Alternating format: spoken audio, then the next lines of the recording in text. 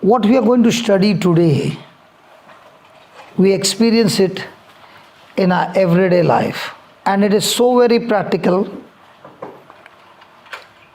that when you study this particular chapter, we'll be able to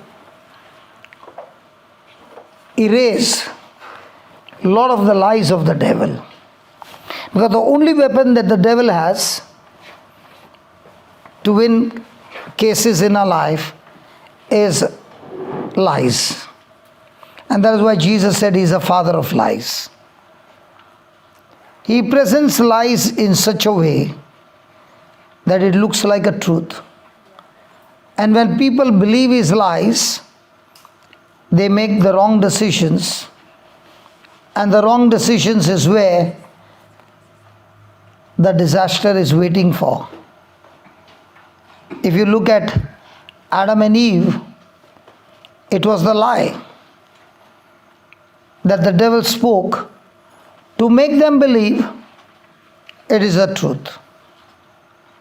And that lie caused the downfall of mankind. So here is a congregation, the Israelites, who have been in slavery for more than 400 years. They have been crying to God for deliverance. And as God had promised Abraham in a covenant, he has made a decision to deliver the Israelites. And Moses has been chosen by God. Can you believe a man who murdered can be chosen by God? But Moses was a murderer.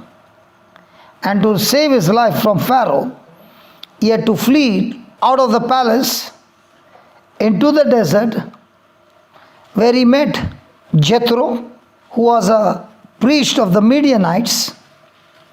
And under his wings, he lived there in the desert for 40 years. Imagine for Moses, 40 years in the palace, 40 years in the desert, and he's looking after his father-in-law's sheep. What an experience. How many times do you think he would be thinking on his days in the palace? Sometimes when you look at the movies, you find there Moses in the palace in a swimming pool. Hello, have you seen that? Yes. And when he's in the swimming pool, there are some ladies, and Moses is at the border, his mouth open, and the lady is putting grapes, and on the other side the lady is pouring wine. And now that same man is in 40 years in the desert, and look at what he says. Now Moses kept the flock of Jethro, his father-in-law, the priest of Midian, and he led the flock to the backside of the desert and came to the mountain of God, even to Horeb. How do you feel? You made a mistake, come on. And that mistake cost him his whole life. He had to run to save his life. Because if Pharaoh would come to know that he had killed an Egyptian, he would surely kill Moses. One mistake, and he runs. Looking at that verse number 1, can you find, even after 40 years, is there any great future for him? How many times it has happened in our life? We too have made mistakes. And the mistakes that we have made is speaking to us day and night and saying, do you know what? You are here because of what you did. And that can torture a person and get that person into depression. Not possible. So here is Moses, not knowing that God is a God who is perfect in all his ways. We are the people who are imperfect. But even our imperfection doesn't go waste. Even our imperfection does not go waste. Even our mistakes don't go waste. Even our bad experience don't go waste. They are all going to be used together And that's why the scripture says in Romans 8:28, we know that God works all things together for good for those who love Him. Not only that, He also used all those things together for good for His purpose, whom He has called and chosen for that purpose. The story goes this way. And in verse 2, the angel of the Lord appeared unto him in a flame of fire out of the midst of the bush. And he looked, and behold, the bush burned with fire. I have heard in Australia also the bush burns. Yes, bush fire. Hectares and hectares of land were in adulterate. It is happening. In adulterate also it happens. Yeah. In Melbourne. Yeah, in the far east. But there is something special about this fire. In this fire, he looked, and behold, the bush burned with fire, and the bush was not consumed. There was a fire in Australia, let's say, and it's burning, and all the trees are still green. Has it happened? I said if that wouldn't happen, everything would just burn. But here he's saying, Yeah, I know. so it's very common for a bush to get burned, okay? But it is extremely uncommon that the bush is not consumed. It's still the same. But the fire is there. Now with this unnatural thing that is happening, did it attract Moses? Yes. Let's see whether it attracted Moses. Verse number 3. And Moses said, and Moses, Said. and Moses, Said. to whom? To To himself. himself. How many times do we talk to ourselves? Are we used to talking to ourselves? In natural or in unnatural times? Anybody working in the office? Oh, nobody is working. Everybody retired here. Huh? In the office there are uncommon things happening or common things happening. For no reason somebody comes against you. Somebody does some blunders to you. Unjustly. Possible? Possible. And when they do those things, what happens to you? You can't give back according to the law, but you can receive what they gave you and keep talking to yourself. When you do that in this world, it is legal. It is called as stressed out,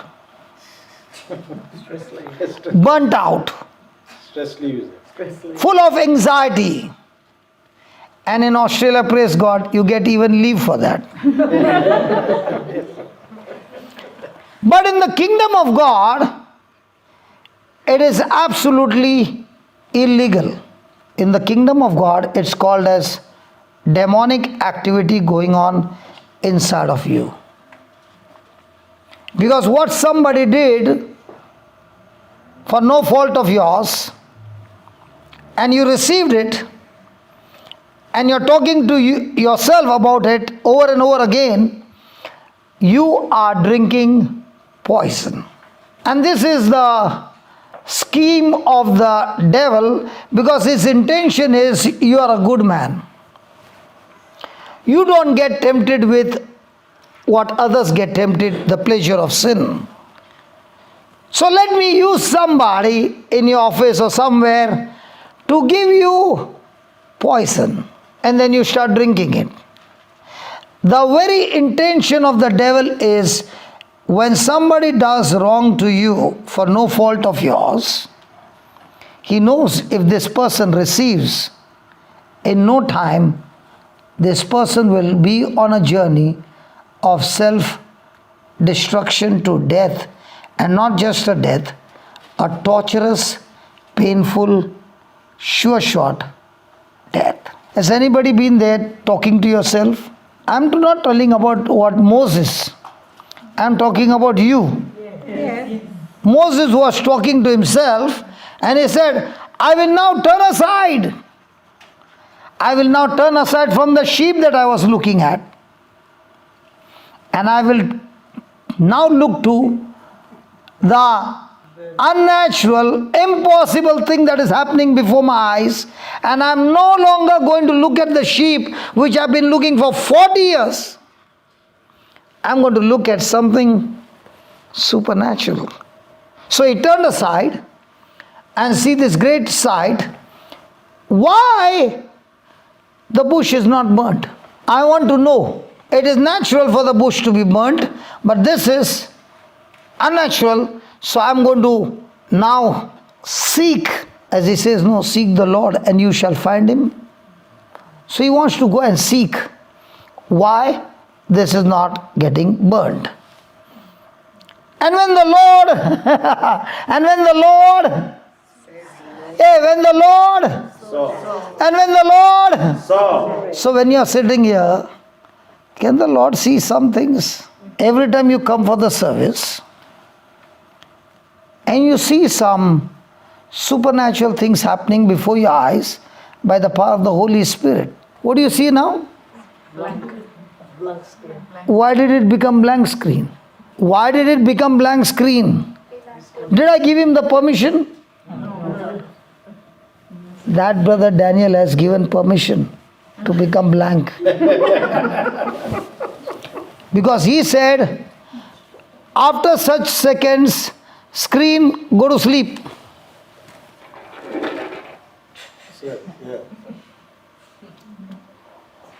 If this is sleeping, that has to sleep. Is that right? How many times are you telling your mind to go to sleep when it concerns God and not to go to sleep day and night when it comes to somebody did wrong to me? Which sleep mode do you use? Hello? Is it possible? I can put to sleep mode the things of God that I am studying, and I can never put to sleep mode. There is also a system where you can put never, the screen will never go to sleep. So which one? Don't look at him like this, it's not his fault. She might be saying, why did you put the word of God to go to sleep? No. It's about the screen. How many times do we put our screen to go to sleep? Why are you crying? I never heard. The intention was not to hurt you. Now, when I'm speaking like this in front of everybody, can it be possible that she can take that word so seriously and in the whole class she doesn't hear anything but that what I spoke to her has gone now on a sleep mode and she's only chewing what I just said? Possible? Yes. Has it happened in our life? Yes. So can incidents talk to us? And when it is talking to us, does your neighbor know? Husband, do you know what your wife is talking to herself? Husband, you're Josephine. But when Josephine opens her mouth and says, you'll say, oh my God, you were thinking all this time? I thought you were thinking about what is on the screen. Possible? Now with this one finger, I just do like this. What happened? Starts. Not dark. Starts. Start with one finger. Is it with one finger you can put it on and off? So the screen of your mind can go on and off. If I'm continuously using, I guarantee you the screen cannot go to sleep. If I'm continually in the Word of God day and night, this screen cannot go off. When I'm not using, the screen will go off. Can the Lord see that? Because the Bible says, God saw that Moses put the screen to look at the sheep off. He turned aside. 40 years I've seen it. But now what he saw, he put that screen off and this screen on. So every day in our life, can God see what screen is off and what screen is on? Yes. So is it going to depend on you, the devil, God, or some other people? I am so sure whatever I do here will come over there. In the same way, I am so sure what I am thinking here will show up in my lifestyle, in my words, in my actions, everything. Praise God. Hallelujah. Doesn't matter. Hallelujah. If God can put Adam to sleep and create the most beautiful miracle called Eve, why is it not possible? You never know. It is much better to sleep with the word, hey sister, can you please sit down? You did not even give me to complete. Let me complete. It is much better to sleep with the scripture, because when you're sleeping, the scripture is playing on your spirit continually. Then a person who is wide awake but thinking on things hurting. If my thinking or my screens is full of things that others have done to me, that is more dangerous than a person who's gone to sleep with scriptures. Might be, as he's listening, God can put him to good sleep and create beautiful miracles. That's why you never know in that sleep what is happening. But David went to meet Saul, and there were 3,000 soldiers. And he was coming down the mountain with his friend. And he has to enter the camp. And when he enters in, imagine 3,000 soldiers. Can David pass through? And he has made a decision to go and meet, to go to the Saul's tent. Is that possible? At least one will get up here. But God works a miracle. He puts them all to sleep. So you never know. That's why in my team I tell them, if the neighbor is gone to sleep, please don't disturb. Because you have no right to touch that person, because God is working something which you don't understand. I don't understand. But after he gets up from the sleep, he'll say, hey, you know what? I just got healed. God's ways of doing things are not our ways. And that's why we always underestimate God with our peanut mind, instead of looking at God and saying, God, I don't understand, but I know one thing. When I sit in your presence, you are able to do supernatural things. Amen? Amen.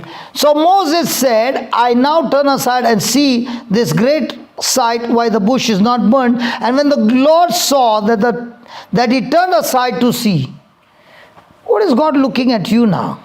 Can I share with you my testimony? At that time I did not know this scripture. But I want to share with you something that happened in my life. That was my first retreat of my life. And I saw a paralytic man with his wife and his daughter in a retreat. And the wife and the daughter was looking after him. And I would purposely go and sit behind him, because I wanted to learn everything that is happening in his life. So during the break, when the wife would take the man, I would be at a distance because I wanted to learn. So even if they went to the toilet, I would be standing there to see, is this man a genuine paralytic? Or might be, sometimes he might forget he has to do this way, and start walking straight. See, I was a critic. And at the same time I was touched, and I wanted to know that if this priest is doing all these miracles, I want to be close, like a helper in a garage is very close watching the main chief mechanic what he's doing. Ferrari, correct? You are in the Ferrari, right? Why is he doing that? Because if I learn, when I grow in the same field, I will also be the chief mechanic. So I was watching that, and it was the last day of the retreat. This man did not get healed. And the mass got over. We all received the body and blood. And then the priest said, God is talking to me to tell that person who has got a paralytic stroke, stand up. Now he knows he can't stand up. So he should be looking at his wife and his daughter to help him. But very strange, he was trying to push himself out of the chair. And I was watching that.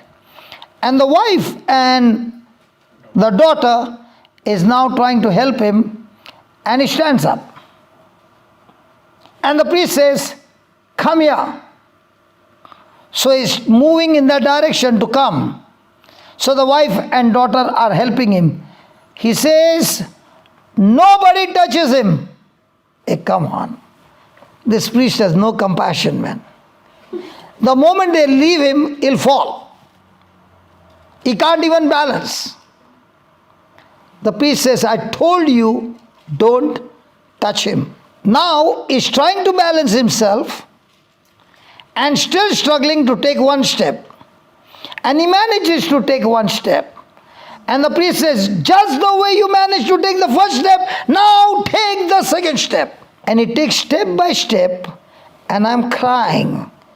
And I'm saying, God, what that priest has got, no, I want everything of that. And I'm watching everything. He hardly walks 10 steps. He starts walking on his own. And now he says, the priest says, now climb the steps. Hey, hold on. Hold on, priest. That is too much. First he was imbalanced, now he's walked here. Now, can you give him the hand and make him? No, you stand up and now walk on the stairs.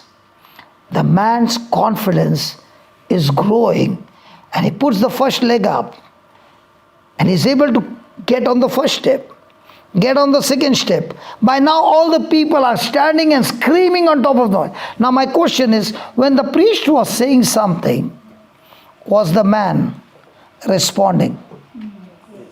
Was he scared of falling? My question is, when we speak faith, the man is so scared of falling, will he die? If he falls, will he die? No. There is a video on YouTube, JCILM. This lady has been that she can't walk for might be 14 years. And she had come from a place called Tanjavur to Chennai for the retreat, because somebody told her, you come here, you will get healed. So in the night vigil, everything is going on, and I said to a mother and daughter, the daughter has a problem. She has a hand which is not formed. Highly educated in Australia, did her masters, but because of that hand, she's all the time having that feeling, I'm not complete, I'm half, because she has the hand, but the fingers are so small, not completely formed. So I told this girl in the afternoon, I want to tell you, tonight you come for the night vigil and you will see the glory of God. So the mother and daughter are sitting on the first row, and I said, have you heard about Peter and John? Yes, I've heard about Peter and John. So Peter and John, after the day of Pentecost, went to the temple and they found a man crippled by birth. And they both went and said, and Peter said, hey, I don't have silver or gold, but what I have, I give to you. You both go to that lady who's sitting in that corner and tell her the same dialogue. And as they got up to go, this lady was not waiting for them. She's already started moving on a chair. And they come and say the same dialogue. We don't have silver or gold, but what we have we give to you. Come on, stand up and walk. Now the daughter said it, but the mother was still holding on to that lady, because she'll fall. She can't stand. I told that mother, leave her. She's not ready to leave. She'll fall. I said, leave her. And she started to walk after 14 years. I give you two examples. One, I myself is a candidate, seeing before my eyes the supernatural happening. Two, Now I am standing in the place where the priest was saying on that day, and now I am saying, and the same creative miracle is taking place. Why did it happen? When the Lord saw that he, Turned aside. when he Turned aside. turned aside to see. How many times God has shown you miracles happening in a prayer meeting? Many times. How many times did you clap? Many times. How many times did you yell? Praise the Lord? Many times. But how many times did you turn aside from everything and said, God, from now on, I'm going to seek this day and night till I get what is the truth. If you see those miracles before your eyes, and when the door opens and you go, and you don't even go and think about it, what happened today for the meeting, you just lost what God wanted to give you. And that is why it's been years and years you're coming to the meeting and you're saying, I saw this and I saw that. But why is it not happening through your hands? Whereas the Bible says, this is the inheritance of every born again Christian. Now what you're talking in your mind to yourself, everybody's talking. But that's what happens when the word is preached. Now, are you making some decisions? Because in the kingdom of God, nothing is cheap. You have to search it. And when God sees that you are a seeker, He will connect you with people. I was just a baby Christian. And we had gone on a vacation to Goa with my in-laws. And the car, the rented car, had got spoiled just before reaching Goa. So somehow the driver managed to take it to Goa. So I was there, and that night there was a night vigil. So everybody went to sleep, and I said, I'm going for the night vigil. So we had traveled from Bangalore to Goa, and I'm there for the night vigil. And that nun was so interested to see me, interested in the night vigil, and she saw me early morning again in the chapel reading the Bible. So she said to me, I will give you a book, but you promise to give me the book back. You are staying here for 4 days, you can have the book for 4 days. But before you leave, you're going to give me back the book. I said, I promise you. And that was the first book of my life that she gave me, called Anointing by Benny Hinn. I grabbed the book and I began to read. Every page I was crying and crying because the Lord began to speak through that book.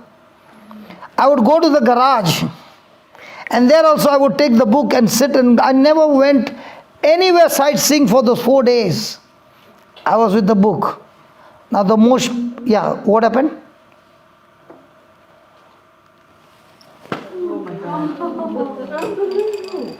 Same book.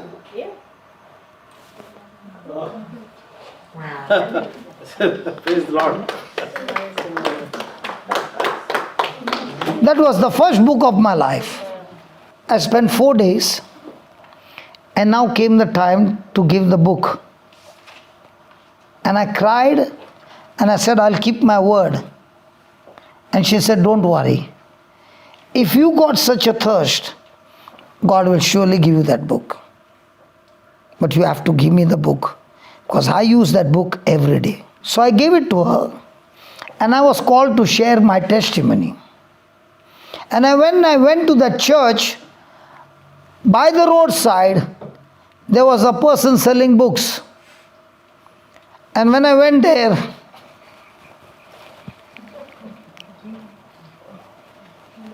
Praise the Lord. Praise Jesus.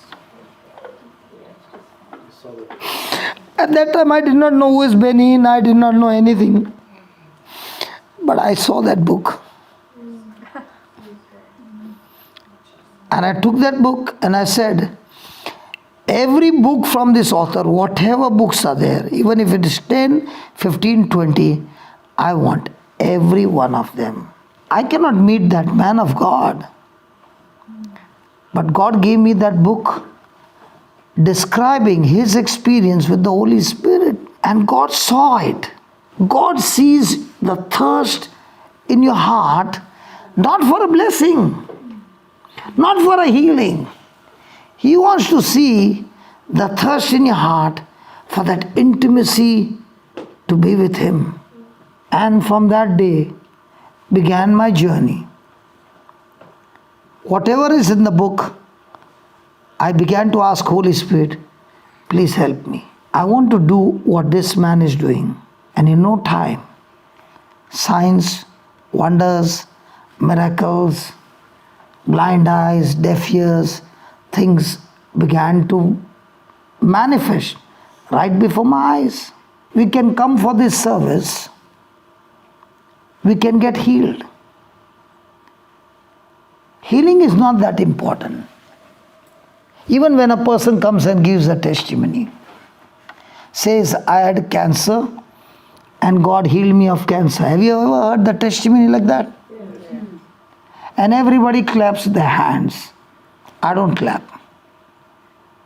Because I'm not interested in what God did for you. I'm interested in you telling me, after you got healed of cancer, where are you using your body now? What is the use of a man who got healed of cancer and he uses his body back into the world for the pleasure of sin? That's the most selfish, miserable testimony. Yes, God healed that person is God's glory. But did the man do anything to manifest God's glory by his life? Because what is happening in the church is, we clap for selfish testimonies. And the person doesn't even know. He just shared a selfish testimony. God, out of his love, still healed him.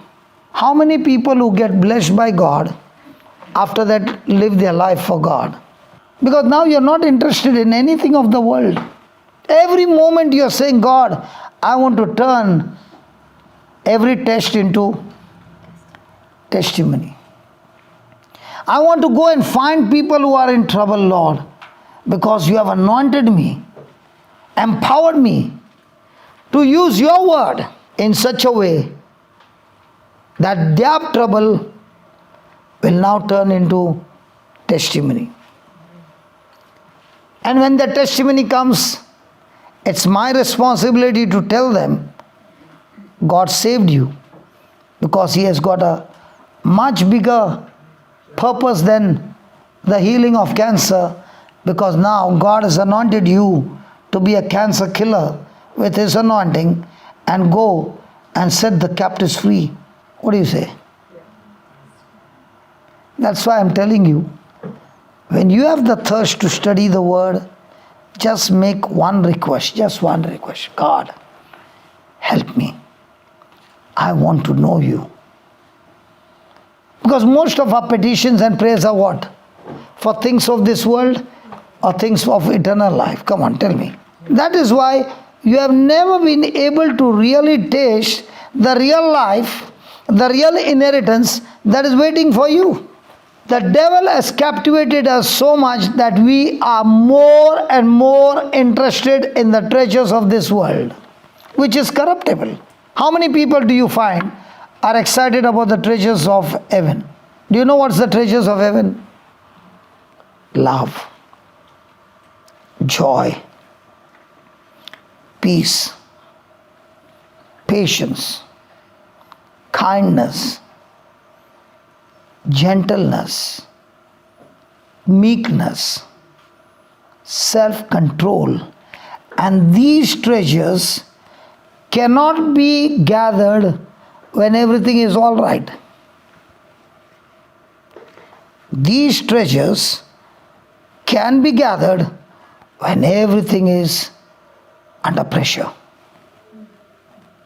Can you be joyful when somebody comes against you?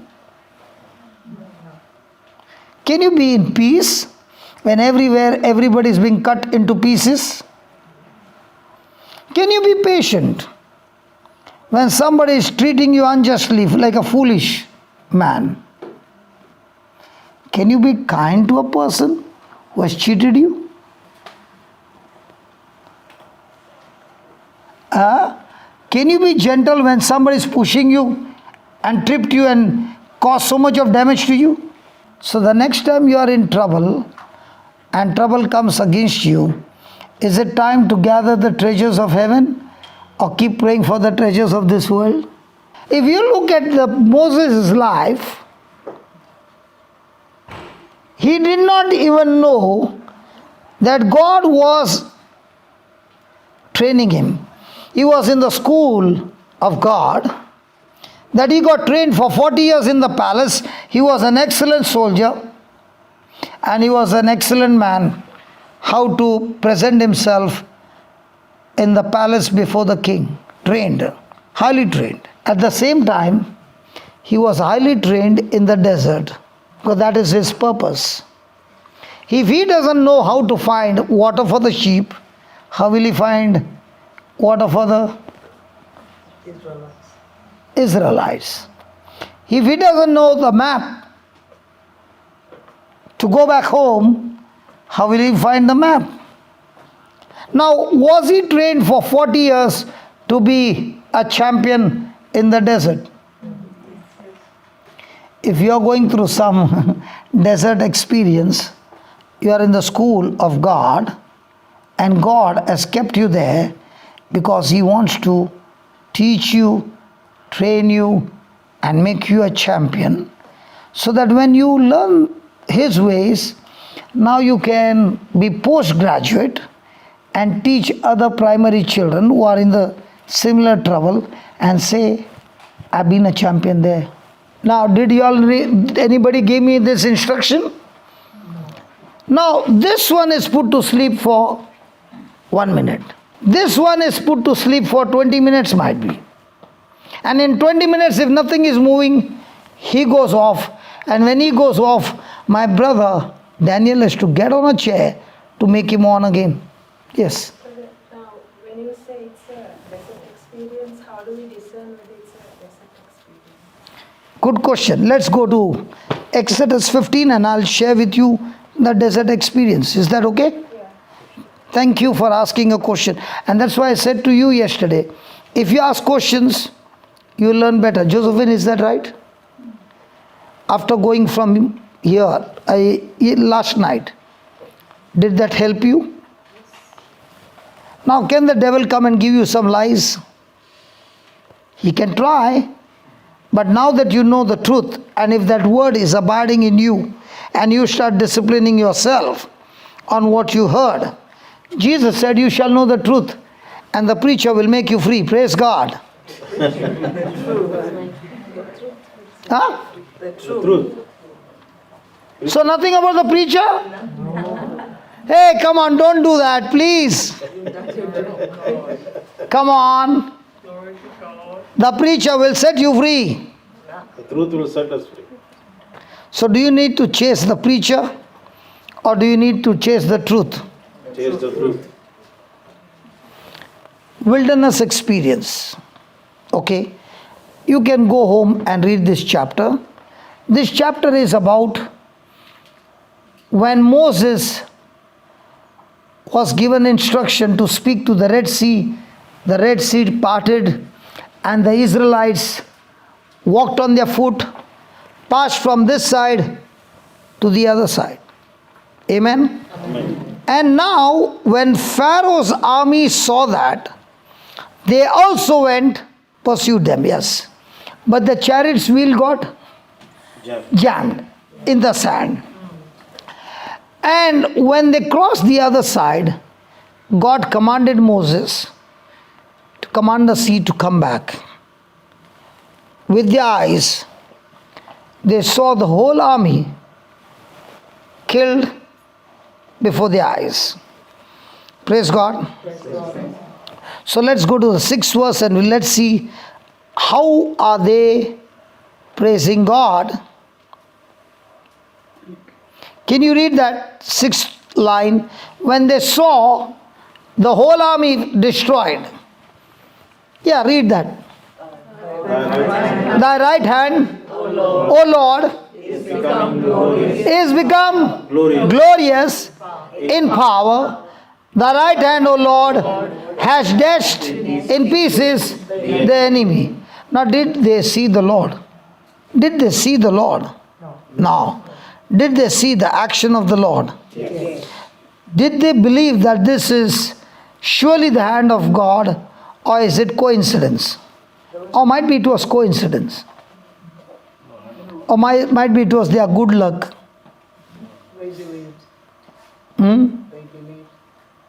So did they give glory to God? Yes. Then the 11th verse. Who is like unto thee, O Lord, among the gods? Who is like thee, glorious in holiness, fearful in praises, doing wonders? Who is like unto you, O Lord, among the gods? Who is like thee, glorious in holiness, fearful in praises, doing wonders? Are they still praising God? Praise God. Look at that verse 13. Come on. Thou in thy mercy, in thy mercy. Now did they deserve it? No. So were the Israelites perfect people? No. Had they made mistakes? So God was helping them because of their good doings or because of God's love and mercy? So you in thy mercy has led come on, read it. And let the forth the people Which thou hast redeemed. or will redeem. Has redeemed. Will redeem. Has redeemed. Hey, come on, will redeem. Has redeemed. Has redeemed. Thou hast guided them. In the strength unto thy holy. So was it all planned by God? Yes. But did Moses know about it? No. Did Moses follow God's instruction? Yes. Did he do what God told him to do? Yes. Now, when Pharaoh's army came from behind, even though the Israelites had seen so much of glory, the 10 plagues, they had even seen the Passover night when the firstborn of male in Egypt had died, they had seen all that. But the moment they saw Pharaoh's army, were they still praising God? No. Or were they full of fear? So was there a cloud of fire, pillar of fire and cloud protecting them during the day? At night, the pillar of fire. Did the pillar of fire allow the army to come anywhere close to them? No. Did they see all that glory? Yes. So when they saw the Red Sea, were they... Hello? Yes. Now that the Lord had finished them all, had they seen that glory? Yes. Come on. Yes. So were they happy? Yes. Let's go to the 18th verse. The Lord shall reign forever and ever. This came out from whose mouth? Sure. Yes. Sure. And they came to a decision, Lord, you are so powerful, there's no God like you. And they started saying, the Lord, Shall reign forever and ever. praise God. So they have made a decision that our God is ruling over all things. Praise God. Let's go to the, even Moses' sister, she took a timbrel in her hand and all the women went out and they were all singing and dancing. Praise God. Now we come to a place, 21st. Can we read that again? And Miriam answered them, sing ye to the Lord, for he has stripped back gloriously the horse and his rider has been thrown into the sea. Now was it all planned by God? Yes. Yes. Did the people know it? No. Did the leader know it? No. Now, during the day, the cloud protected them, and the pillar of fire gave them the heat and also began to guide them. So now they are dancing and everything is over, and Moses is starting his journey. Please, can you read that? Moses brought Israel from the Red Sea, and they went out in the wilderness. and they went 3 days in the wilderness and found no water. What happens when you are praising God? Amen. And everything was going fine. Just 3 days later on, not 3 weeks, just 3 days later on, they came to a place called Mara, because in the wilderness of Shur, they found. And if you are a leader, Olivia, and we are all following you, and we are traveling for 3 days, won't we say, Olivia, are you reading the map correctly? Yes. Olivia, have you gone out of the mind? Olivia, if we don't find water in the next few minutes, we are going to kill you. Don't look at me like this. I know she's your aunt, but think about all these people. You are thinking only about your aunt, Joshua. But what about all of us? What happened in 3 days? What happened to the praises? Has it happened in our life that everything was going fine and suddenly you came to a place that you have no water? Now, is it that they sinned against God? In these 3 days when they were praising God, was it their sin? No. Was it their decision? Because Moses was guided by the pillar of fire. So he was only following the GPS of heaven. And he reaches a place where there is no water. Why do you think God brings you to a place where there is no water? Test me. Control actions. Control the fruits. To see you. See, it is very easy to praise God in happy times. It's very easy to give thanks to God in happy times. Yes. And if I have to ask you, do you love God? Oh yeah, I love God. Hallelujah. Praise the Lord. Hallelujah. Now, God wants also to prove to you, to show you how much you really love me. Let's take a parable. Have you been washing your teeth every day Yes. with a toothpaste? No, the toothbrush. Toothpaste and a toothbrush, okay. So are you only brush or paste also? The parable is getting more and more detailed, okay. Now when you take that paste on the brush, do you have to open the cap? Do you need to press on the tube? Or you say, paste come out? You press. Do you press how much you need? Yes. Okay. What if you put that same tube down on the ground and stamp it under your feet? So what happens when somebody comes and puts pressure on you with his legs? What comes out of your mouth? Hallelujah. Praise the Lord. Thank you, Jesus. No, you would get angry, but you shouldn't Hey, hold on. You said you will get? angry. Well, he's hurting me, of course. Because what is inside has to come out. Yes. In the tube there is paste. What are you two discussing?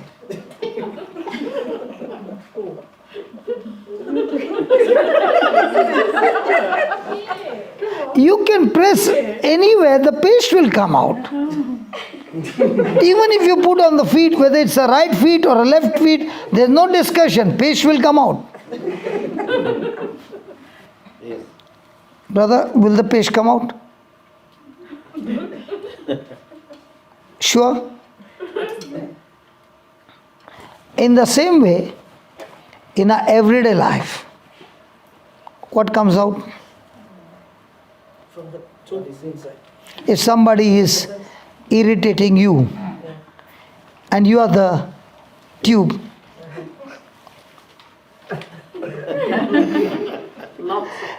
it might not be verbal, it can be Mind.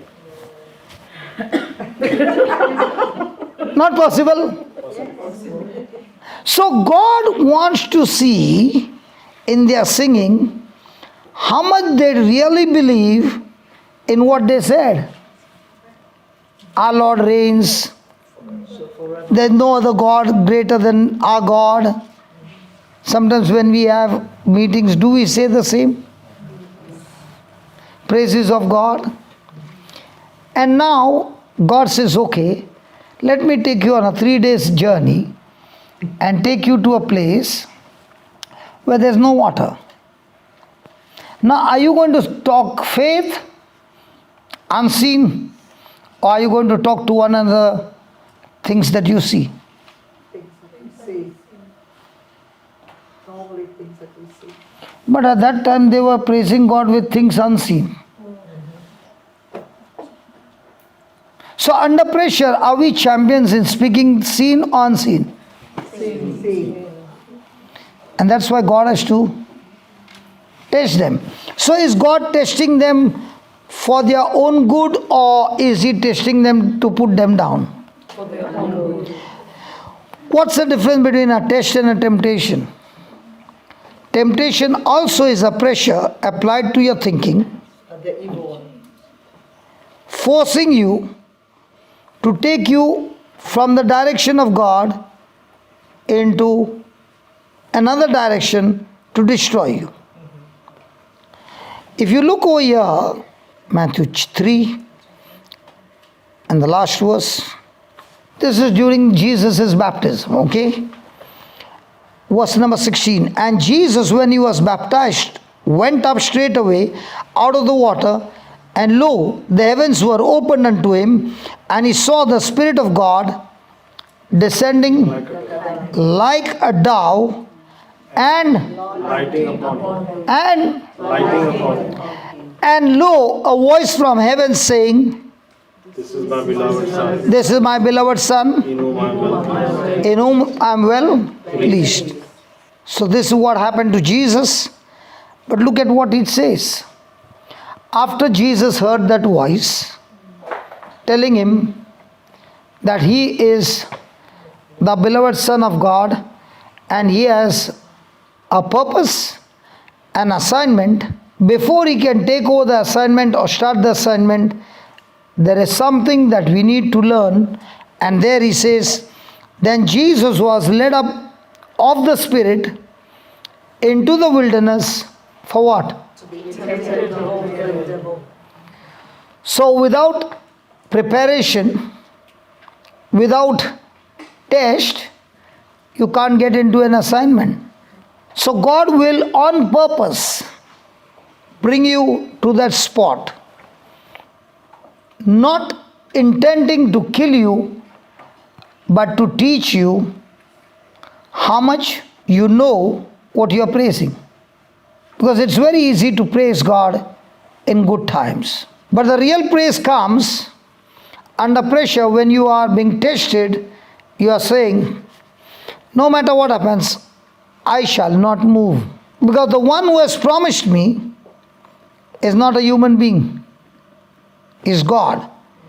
And Jesus, who has promised me, is God but came as human being, and as a human being he fought the battle without losing a match, and he has promised me and is faithful to his word.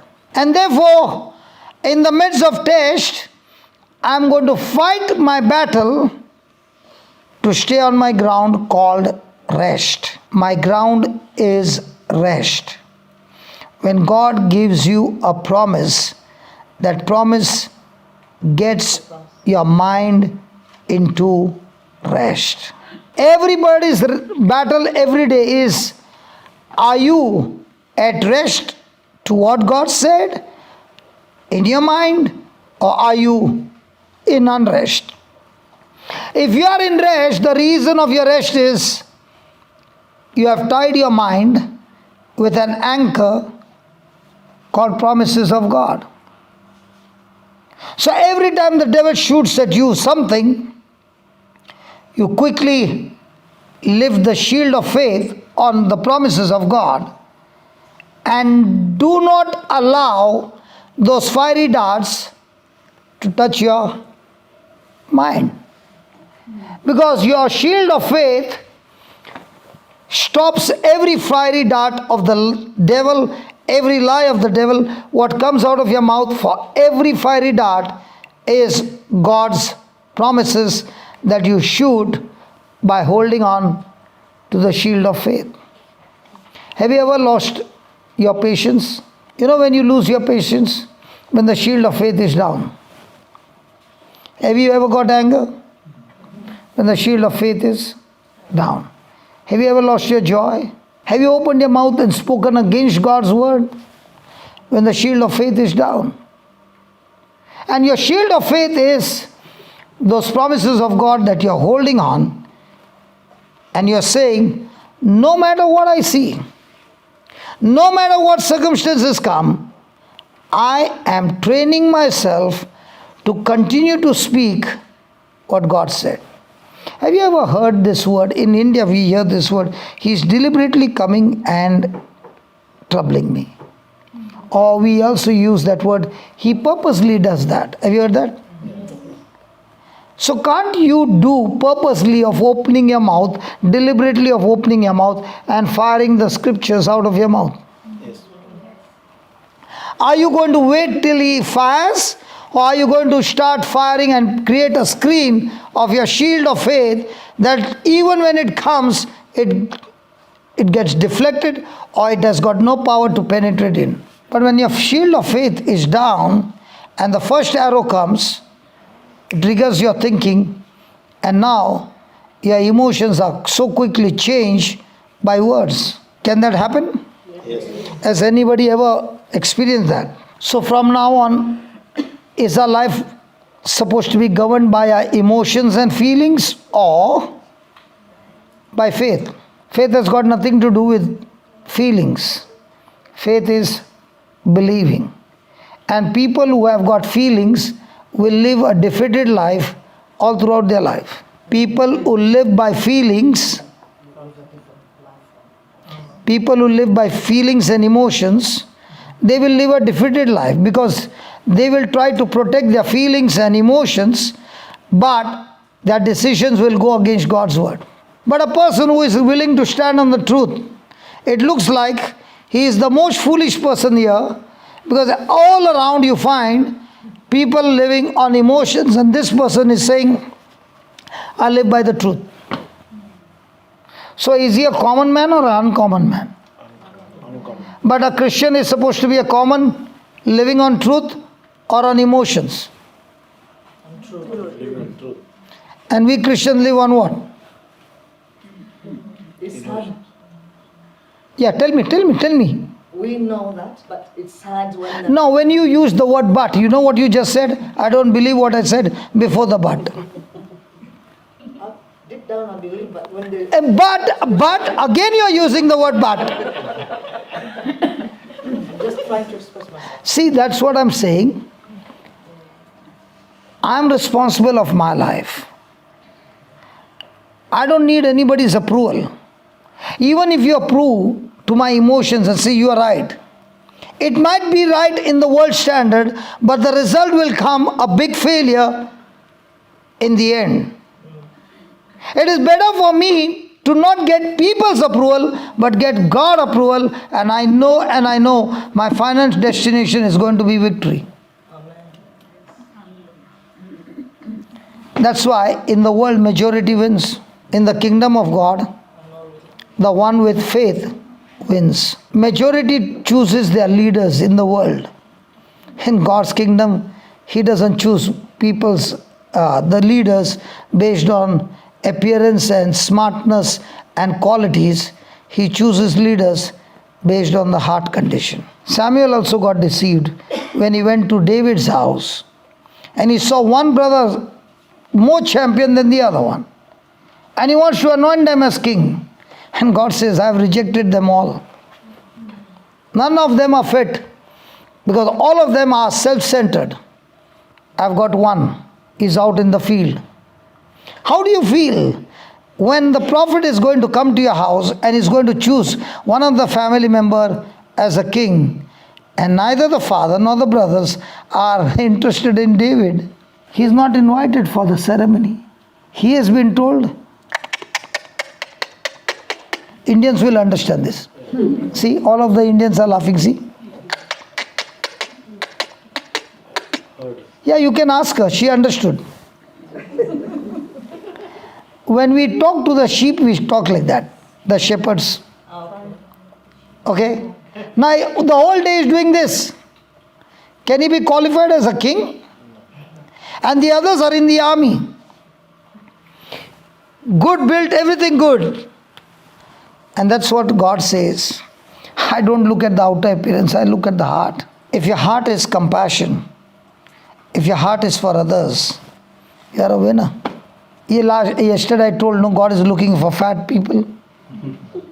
You are there? Then why did you laugh? Shocking. Shocking? It's not shocking. He is looking for fat people, faithful, available and teachable.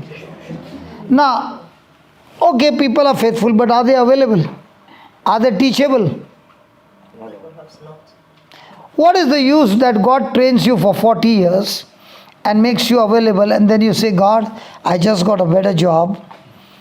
Thank you very much. I will come.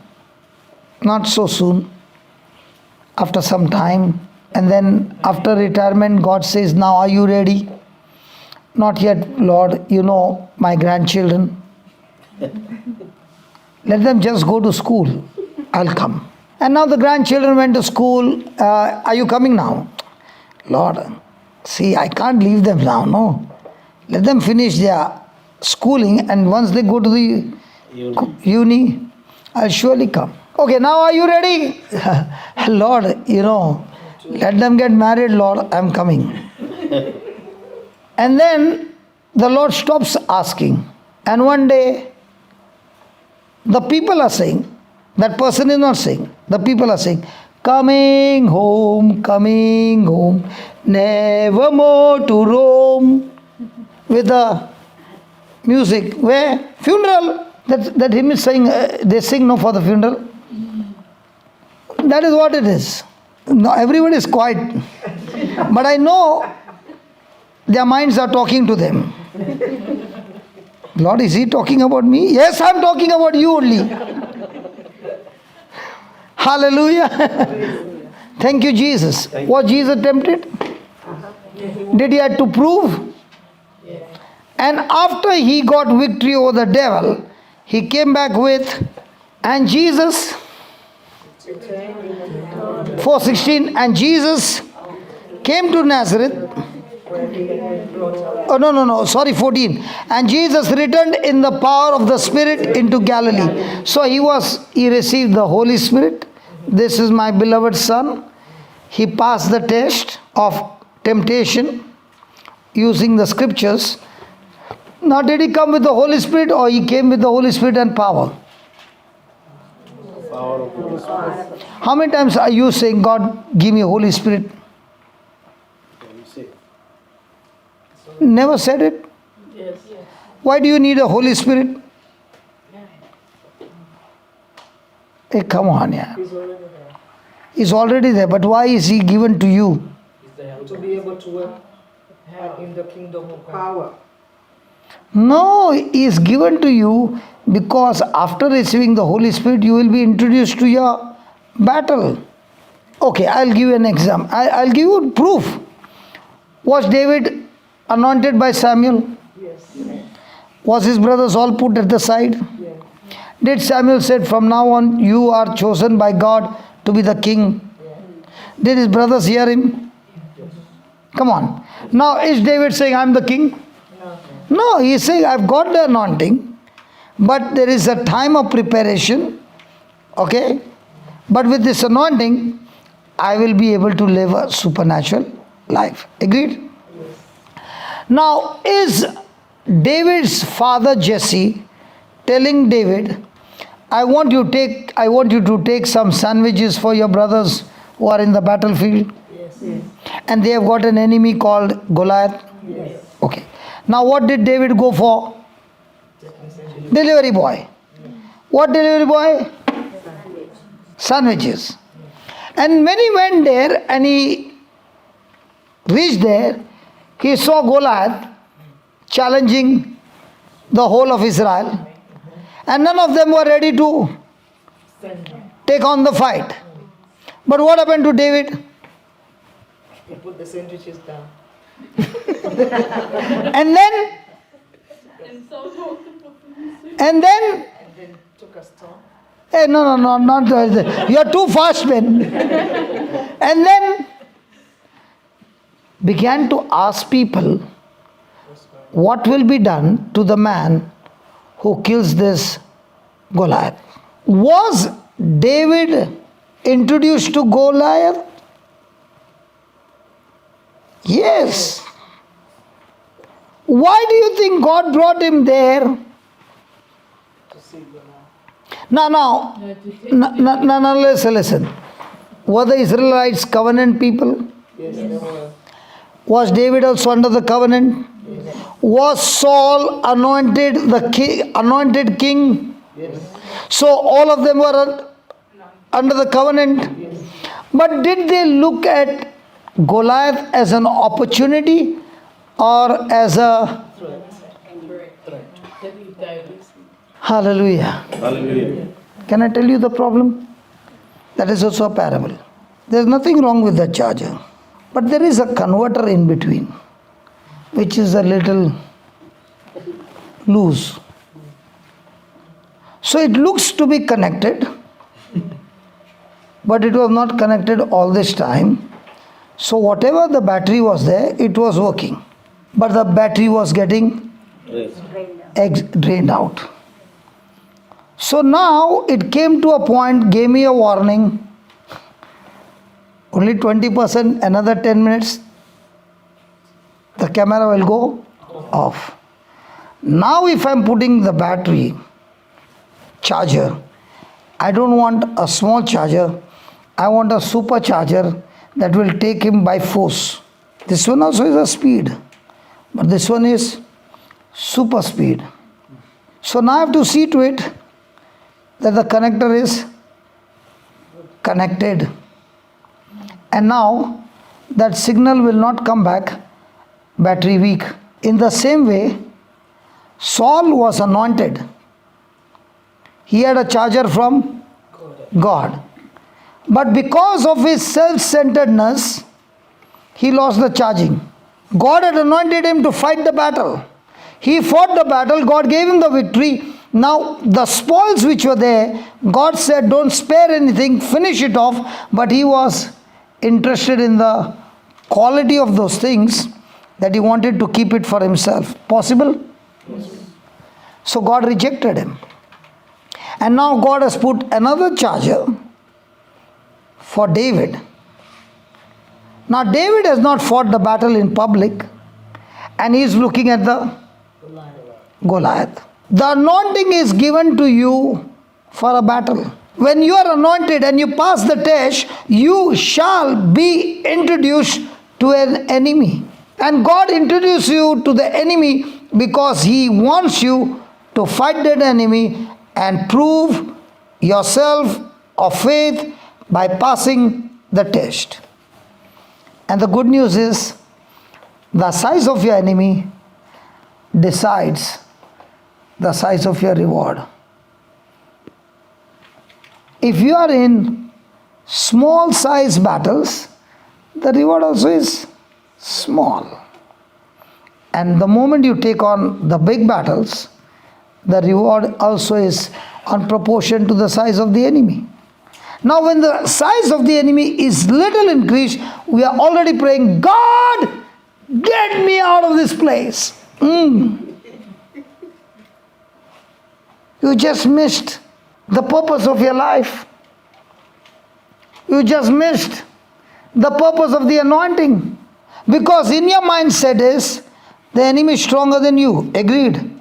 But when you look from your eyes, but the enemy is no match to you when you know that anointing is working on God's ability and not yours. So next time you say, God, give me your Holy Spirit, fill me with your Holy Spirit. You know what you say? Ready for the battle. Okay, let me give you one more example. When Jesus died and rose again, where were all the apostles? Hiding. They're all hiding. Correct? Then under Jesus' instruction, he said, don't leave Jerusalem, stay there, and you will be filled with power. Correct? So 120 of them stayed there. Okay? Now when they were there, they all received the power of the Holy Spirit on the day of Pentecost. Was Peter the one who denied it? Yes.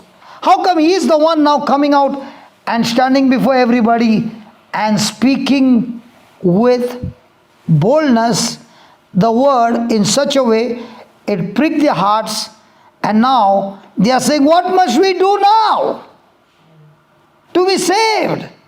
And he says, don't worry, repent and be baptized in the name of Jesus and receive forgiveness of sins. Not only you, your household as well, and you shall be saved. How come the same man without the Holy Spirit anointing is saying, I don't even know Jesus? How come the same man now with the anointing of the Holy Spirit is standing before the whole crowd and preaching? And look at his sermon. In one shot, he got 3,000 souls empty from hell and full in heaven. That is the purpose why God gave you the Holy Spirit. And where are we using the Holy Spirit for? God, promotion at this time in office, please. Hallelujah, hallelujah, hallelujah, hallelujah, hallelujah, hallelujah. Increase in my salary. Hallelujah, hallelujah, hallelujah, hallelujah. Lord, nice health, okay? Come on, man. What about the battle? People who go into the battle, not because they are going on their own, but because they know they are backed up from heaven.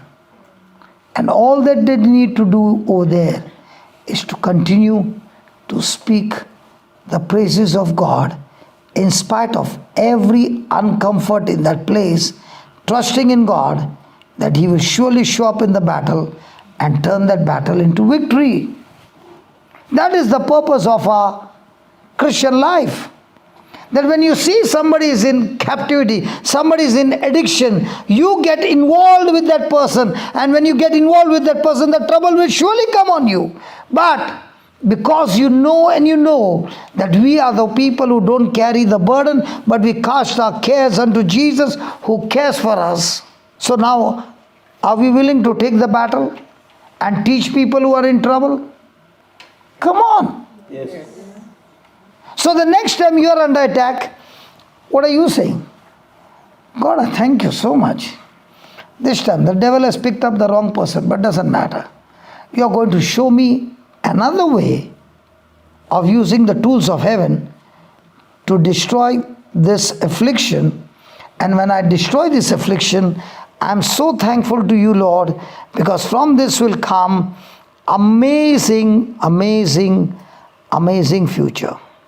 2 Corinthians 1:3. Blessed be God, even the Father of our Lord Jesus Christ, the Father of mercies. Is He the Father of all mercy? Yes. Is He the Father of our Lord Jesus Christ? Yes.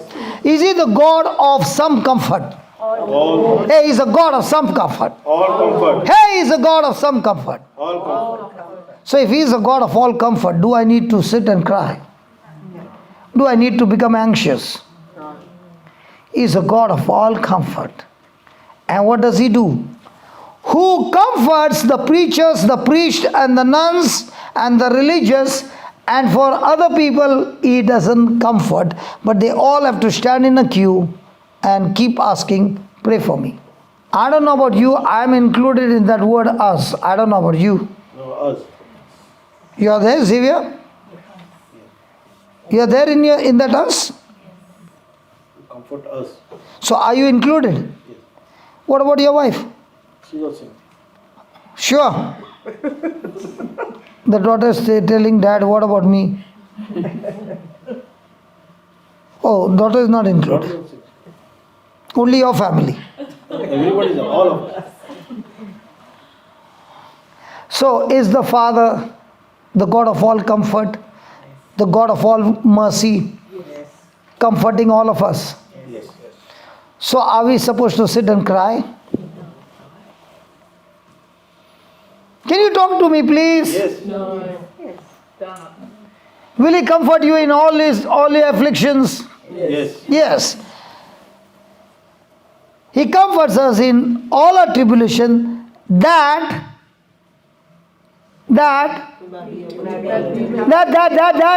God may, No, we may. that God may, We may. hey come on, God may, We may. are you sure? Yes. That we may be able to comfort them. Them. Are they men? Yeah, you want to ask me some question? You are so excited you put the pencil up. Oh, you did not know your pencil was above your head? Yes, So, brother, now when we are facing a battle, you are facing a battle. yeah. Hey, brother, you can give me a cordless if you don't mind. Does it work? Yes. Now, when we are facing a battle, say another person comes and speaks about either the same situation or a different battle. Do we have to stay until we get our result to comfort the other person, or My first question is, when does your result come? in my belief? No, you are going through some battle. When does your result come? I don't know. That is the big problem. Just give your husband, he's nodding his head. Yeah, when does the result come? You already got it. You already received. The moment you opened your mouth and believed, the Lord says, first you believe, you have received it, and it shall be yours. So a person who is a believer, he is celebrating the day he put that petition on top. He is not waiting for the result. His job is to stay at rest, and the devil's job is to get me into unbelief, and he wants to push me out of that rest. So my fight is not to get from God, my fight is to stay my ground of what God has promised me. You know what happens to many people? They want to see, when am I going to get the report in my favor? For a person who is a believer, he already got the report the day he made that prayer. Because he is interested in the report of heaven, not what they find on earth. Now that you got that report and now you are in peace, the level of your peace, the level of your confidence decides how quickly it will be manifested. Let me give you an example. You sent your child to school. पूछू क्या तेरा husband को? Xavier is a driver in the school bus. He brings the bus every day. Okay. Now when the bus stops, do you look at Xavier or do you look at the door? You did not even see Xavier's mood. Might be that day he had something possible.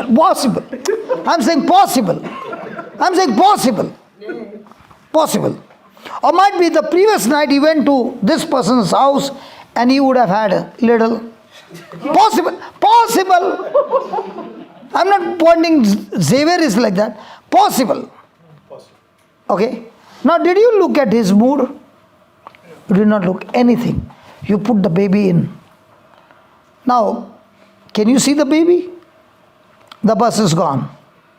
Now, are you thinking whether Xavier took the baby to school or somewhere else? You're not thinking. You're not even thinking, is he speeding? Not thinking.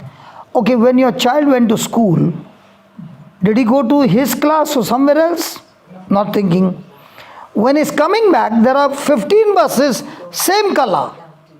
What if your baby is not in this bus? Now when the bus is coming on the way, you can see the bus. Are you praying, Father, my baby, my baby, my baby? Are you doing any of those things?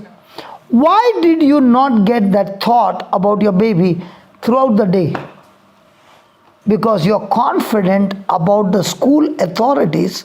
Before they can give him the keys, they have a check. They will not give him the keys if he's smelling. And because of that confidence, now when the bus door opens, you already know the child is there.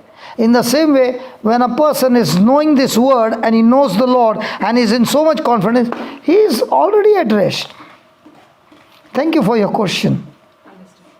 So when you have that confidence, now when you are teaching somebody, you are not teaching a head knowledge, you are teaching something you have experienced. Have you ever used a cling wrap for your sandwiches?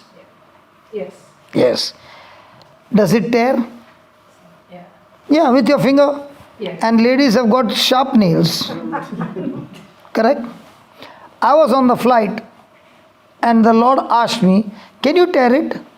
I said, yes. Can you fold it now? Make it 4 folds. Now can you tear it? I said, no. He said, faith not only comes by hearing and hearing by the word, but faith also comes together by hearing and hearing by the word, and the person who is practicing and getting that experience of that faith, that cling wrap is going round and round and it becomes so strong, now you can't tear it. But a person who is studying this but never put into practice, he is still... Is your husband driving? Yes. Yeah. When he started to drive and what he's driving today, is there a difference? Yes. You can see the difference?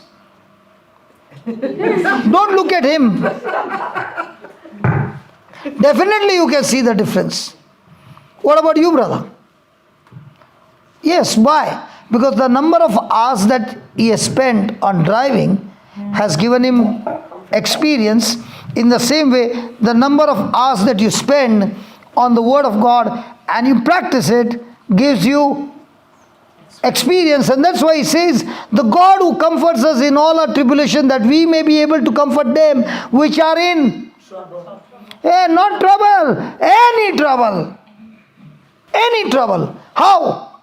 By the comfort wherewith we ourselves are comforted of God.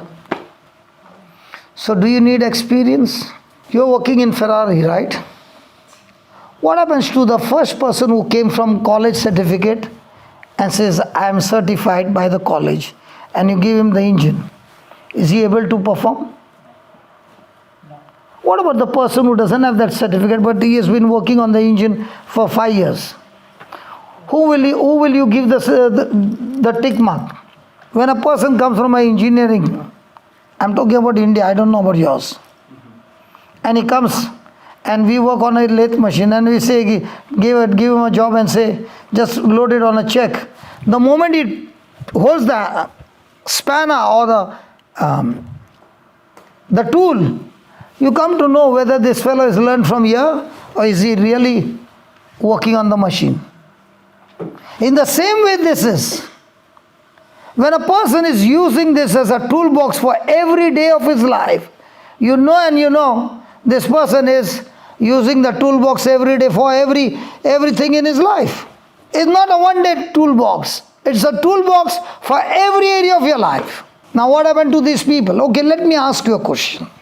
Did they all see the glory of God, the Red Sea? Yes. Did they all see the water coming from the rock? Yes. Did they all get food in the desert? Yes. Did they all saw the Passover night? How come then with all that they experienced, they still are full of grumbling?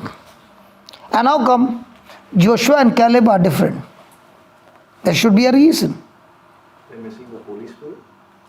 Hey, that I am talking about the old covenant, brother. They saw near Moses' tent. Just give her the mic, brother. Because they were near Moses' tent when he was praying. They saw the glory cloud coming down. The people also saw the glory and nobody would go close to you. And they even told God, you don't speak to us, you speak to Moses because we are scared of your voice. Why they were different from others? Joshua had much more faith There was something there. the relationship. Exactly. When Moses would go into the tent to meet God, Joshua would be sitting at the entrance of the tent, and after meeting, Moses would go, but Joshua would be still sitting there talking to God. These scriptures cannot be learnt in a classroom. The scriptures can be learned with my intimacy relationship with God. And with that intimacy, the problems that come are actually to prove that the tools are working. Example. She can touch your toolbox, right? If I tell you, not using this switch, you have to put off my mic. I wouldn't know. But what if he shows you? Will you be able to do it? Yes. So after 10 minutes I ask you again, will you be able to do it? Yes. Yes, because now you learnt one thing. Yes. Right? So the next time you want to, for the sound system, you can send her. Hallelujah. But tomorrow. But you have learnt only one portion. Does that mean you have mastered the sound system? No. Now here there are only few mics. But when you see there, when the big concert is happening, you can see hundreds of cables. And you begin to wonder, hey, what this person is. Now my question is, has he mugged it by heart? No. If he mugs it by heart, he will not understand. But when he understands the system, is he able to do it? Because I remember when I was touring and we have got a sound system. And in Goa, the team was giving 5,000 rupees as rent. Okay. $50. Yeah, whatever. But 5,000 in India is a big amount. So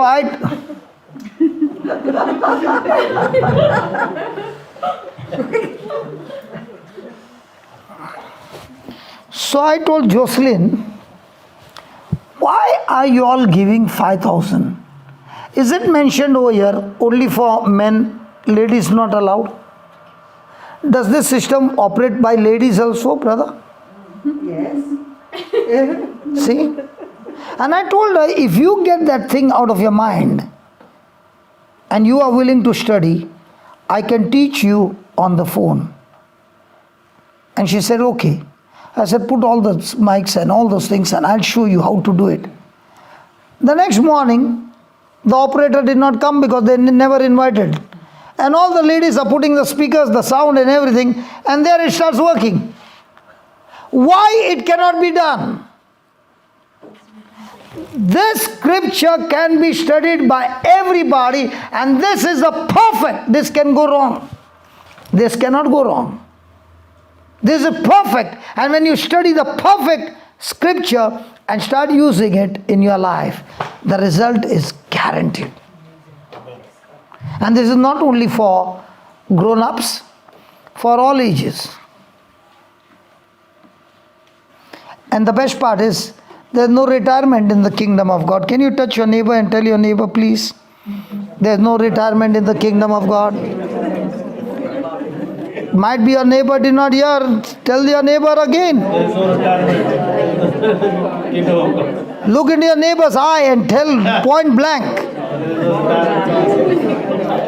I'm talking to you, there's no retirement. Okay. Is that clear? And when they came to Mara, Look at that 23rd verse. And when they came to Mara, they could not drink of the water of Mara, for they were bitter. Therefore the name of it was called Mara. So what is Mara? Bitter. So when they came to bitter, what is the meaning of the word Mara? Bitterness. So when they came to bitterness, they could not drink the water of bitterness, for they were bitter. So how many times do you go to a place of bitterness? Many times. And how many times does bitterness come to you? And when bitterness comes to give you bitter waters, what do?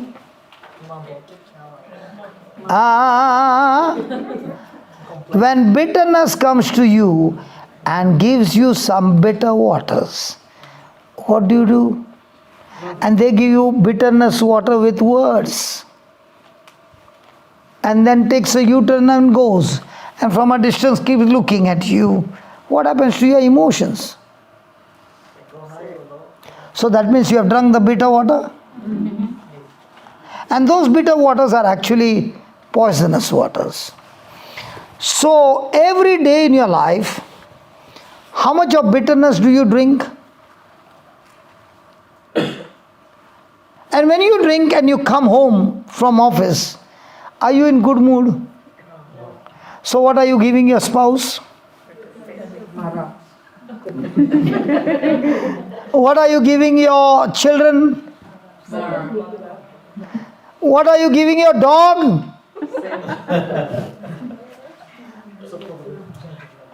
So who are you now? Distributor of Mara?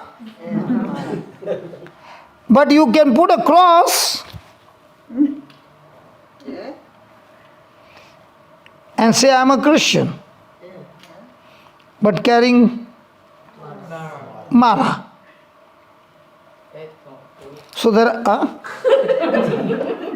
She says they don't go together. Cross and bitter. Okay, this happened. In India, we have a rosary on the rear view mirror and picture of Jesus and Mother Mary.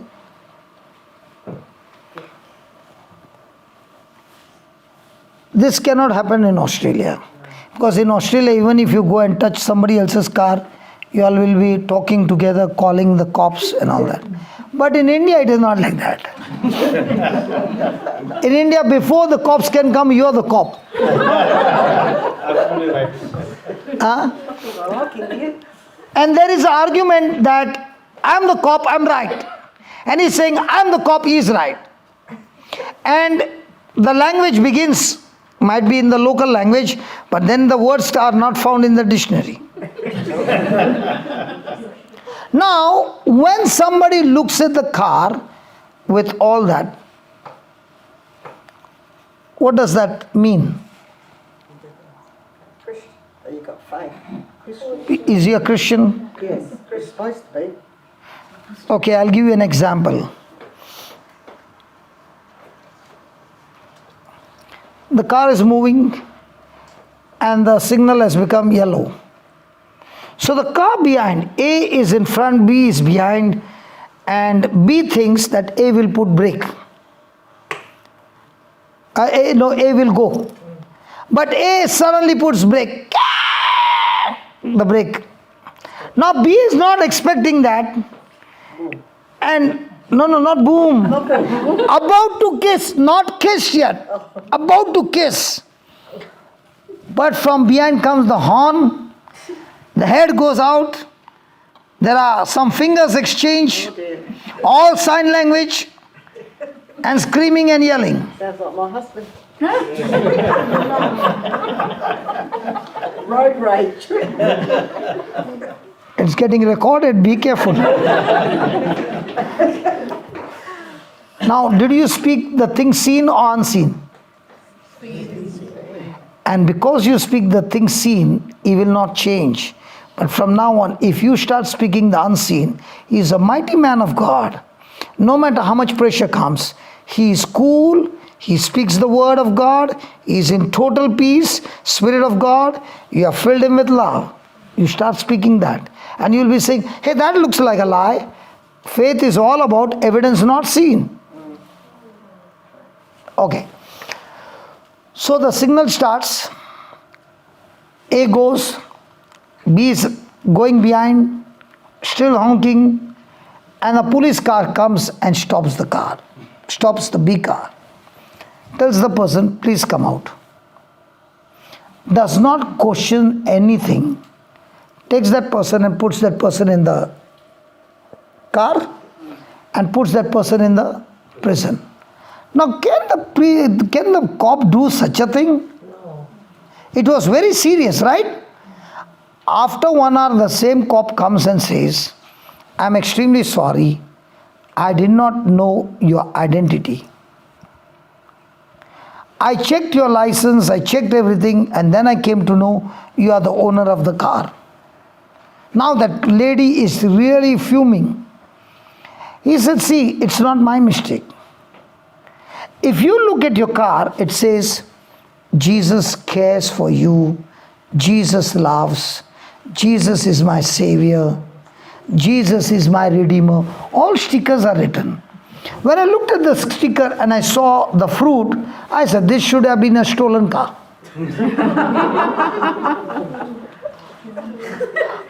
And I booked you for stealing the car. But after searching the license and everything, I found you are the owner of the car. Please forgive me. Possible? So I had this tattoo when I was 11 years old. I've got 1 year also. But every work I did with this hand for 33 years was devil. So is God impressed with my outer appearance, or is God looking for my internal appearance? Hello? Is that question answered? Yes.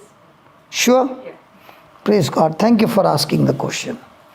And the people murmured against Moses. What shall we drink? Now, why do you think the people murmured against Moses?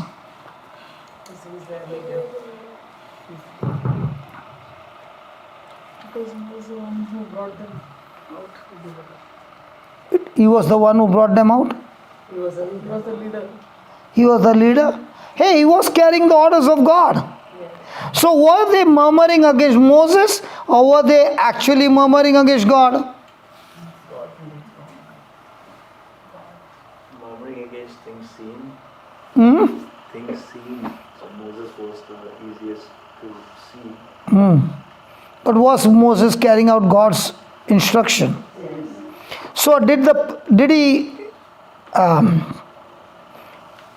ignore the pillar of fire? He went in that direction. So did he pick up a wrong GPS? So why do you think God brought them there? Look at 25. Oh, I am there. Sorry. Daniel, I'm so used to you.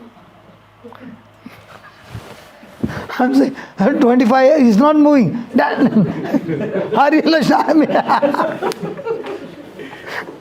Praise God. So good to blame on Daniel. And he cried unto the Lord, and the Lord showed him a tree which he had cast into the waters. The waters were made sweet. There he made them a statute and an ordinance, and there he... So why did God bring them to that place?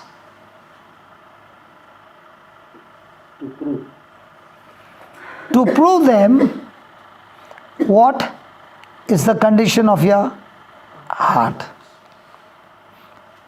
When God did good things, you are praising, you are dancing, you are doing everything. But the moment a little trouble came, what happened to your happiness? God wanted to show these people that all those praises which are coming from your lips. The moment the pressure comes, you are all going to change.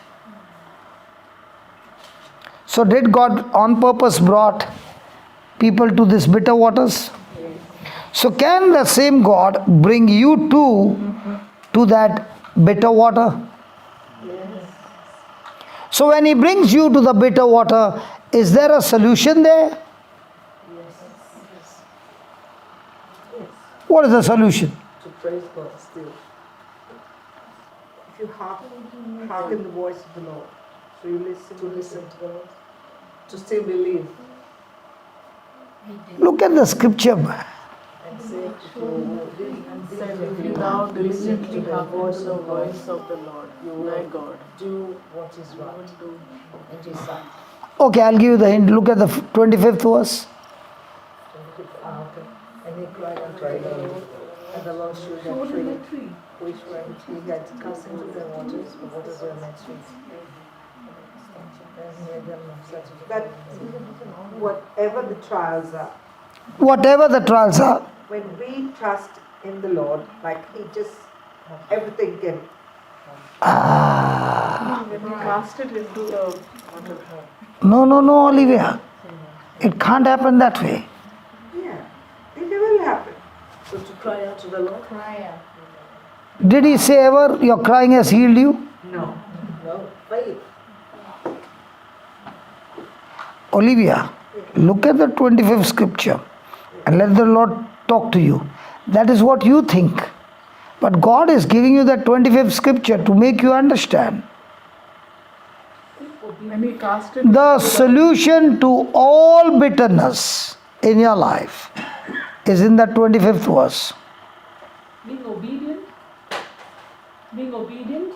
See, when I ask you a question, I will give you the scripture and I will ask you the question so that you can answer me only from that scripture using those words. Can you scroll Showed it him up? a No, tree. when you cast anything into the Lord, it will change. For me, that. Can you scroll up? When please, He so had I can see cast the into the showed the waters, cross. Did he show the cross? you ask the Lord. Go up. Yeah, so we can see the full. You want me to go? Bring the screen up. How did it come down? It's coming down.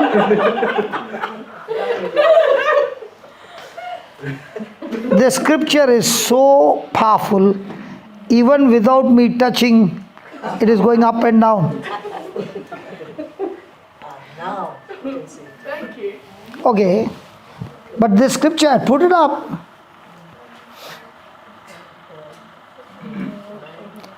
The solution to every situation of your life.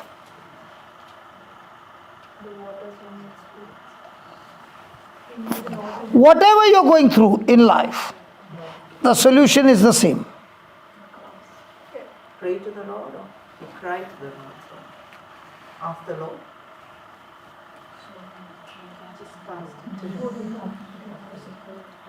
Listen to the Lord. Cast it into the water. Sorry? Cast it into the water and His statutes and ordinance, what He promises.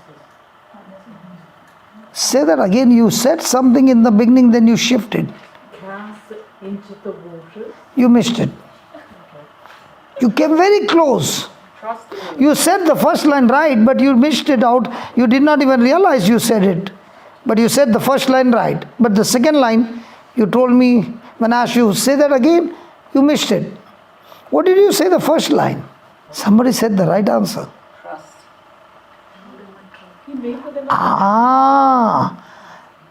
God showed Moses a tree. I like that.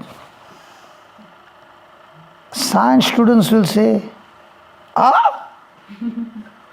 and that tree is the cross of Jesus. Everyone, no matter how bitter you are, that bitterness can be sucked by only one person. His name is Jesus on the tree. No matter how poisonous it is, No matter how demonic it is, no matter how bad it is, the only way of escape from whatever you are going through is come to the tree of salvation, Jesus Christ of Nazareth. And when you come to the tree under God's command, the water became sweet. And we all know that the Old Testament speaks about everything in the shadow of Christ in the New Testament.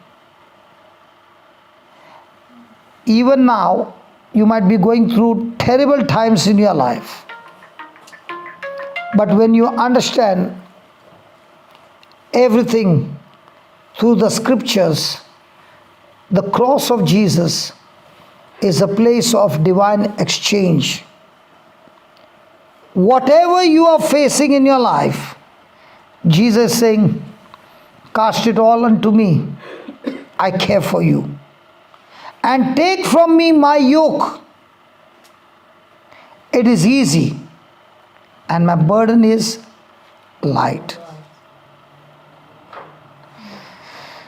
Can you please write down some things?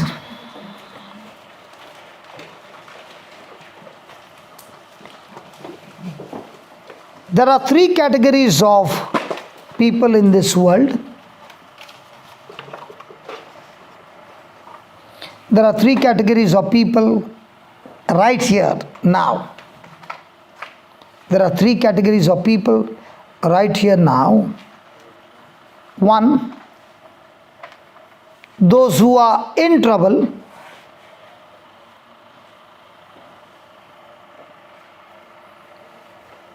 Two, those who are getting out of trouble.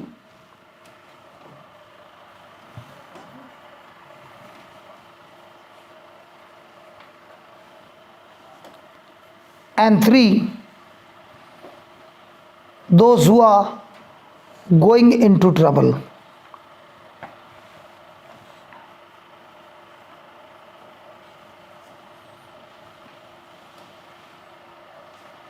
We all have difficulties, and we all have problems.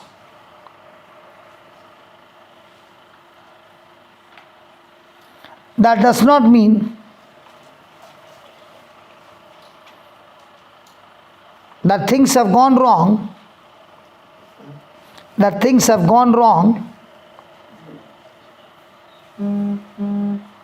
and got out of our hands.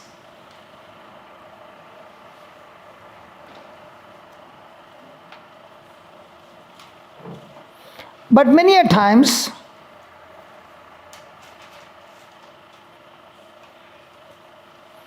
we are in trouble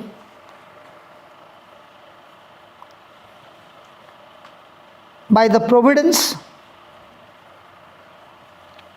plan,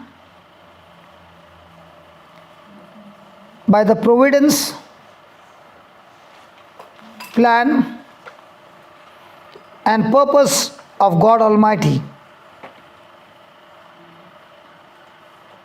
Repeat last line, please. What, many times? I said it in my own words. Can somebody repeat it? We are in trouble. We are in trouble. Many times we are in trouble. Many times we are in trouble By the providence, by the providence, plans, and purpose of God. God Almighty. When we come to the place of bitterness,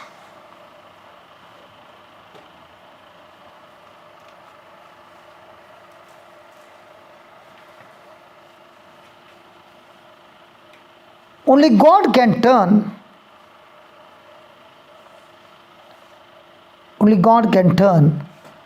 our bitterness into blessing.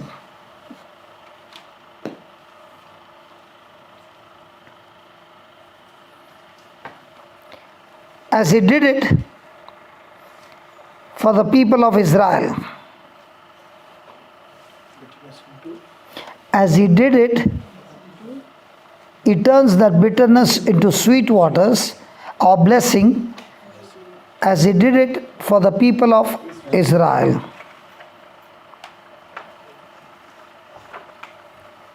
It was God who led them to this place of bitterness,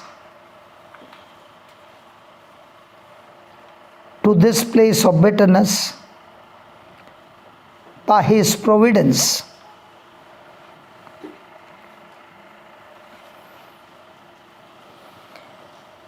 They were not there by mistake.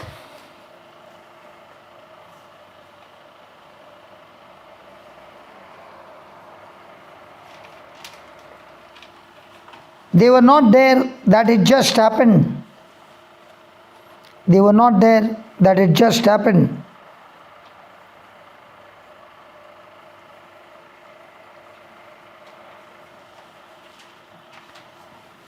They were not there because they could not read the map. They were not there. They were not there because they could not read a map.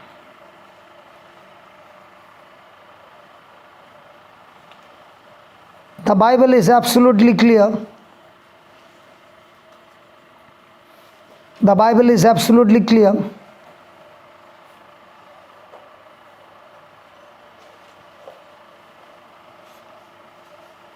That it was God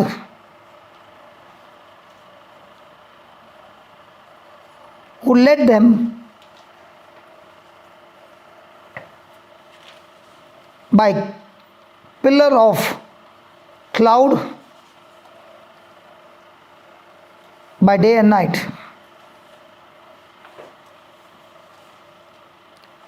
By day the cloud and by night the pillar of fire. Praise God.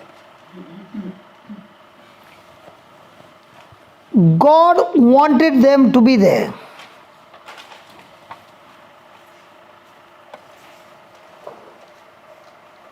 He wanted to prove their heart condition.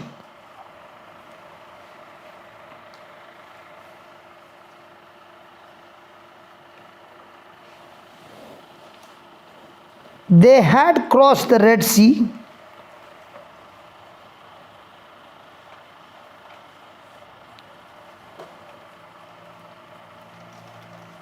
They were singing and feasting. They were singing and feasting about God's victory.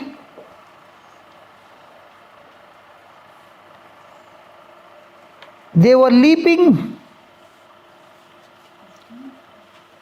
about God's victory. They were leaping, dancing, and praising God, and shouting and singing. You can write down the verse number. Then you can go home and study. Yes. Chapter 15, verse number 6. Exodus. Exodus chapter 15. Thank you, Baba. Chapter 15, verse number 6, 11, 12, and 18. Praise God. So all the scriptures will talk to you about their feasting part and how they were dancing and leaping and praising God. Praise God. Thank you, Jesus. Thank you, Jesus. It's not over. Okay, please write down. This is the real part. God wanted to prove to them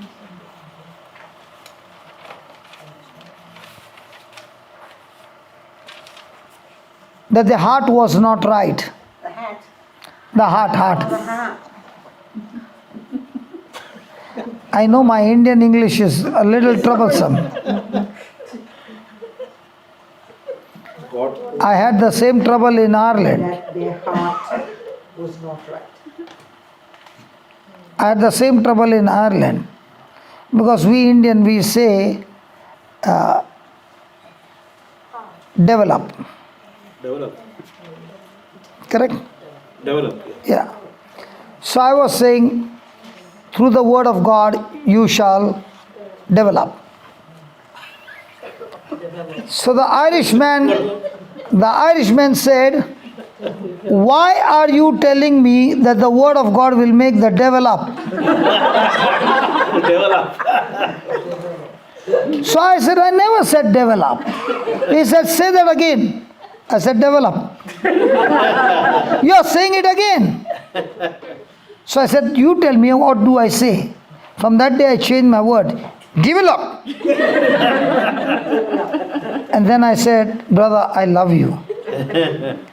My English is Indian, yours is Irish. You people came and taught us English in India. Because there are many Irish missionaries who came. I'm not blaming them.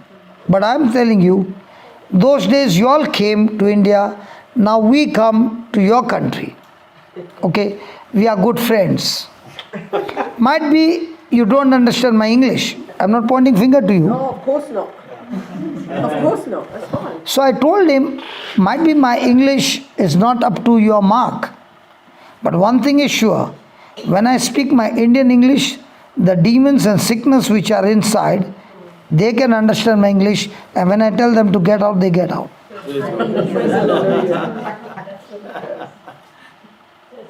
So he also started laughing, I also started laughing.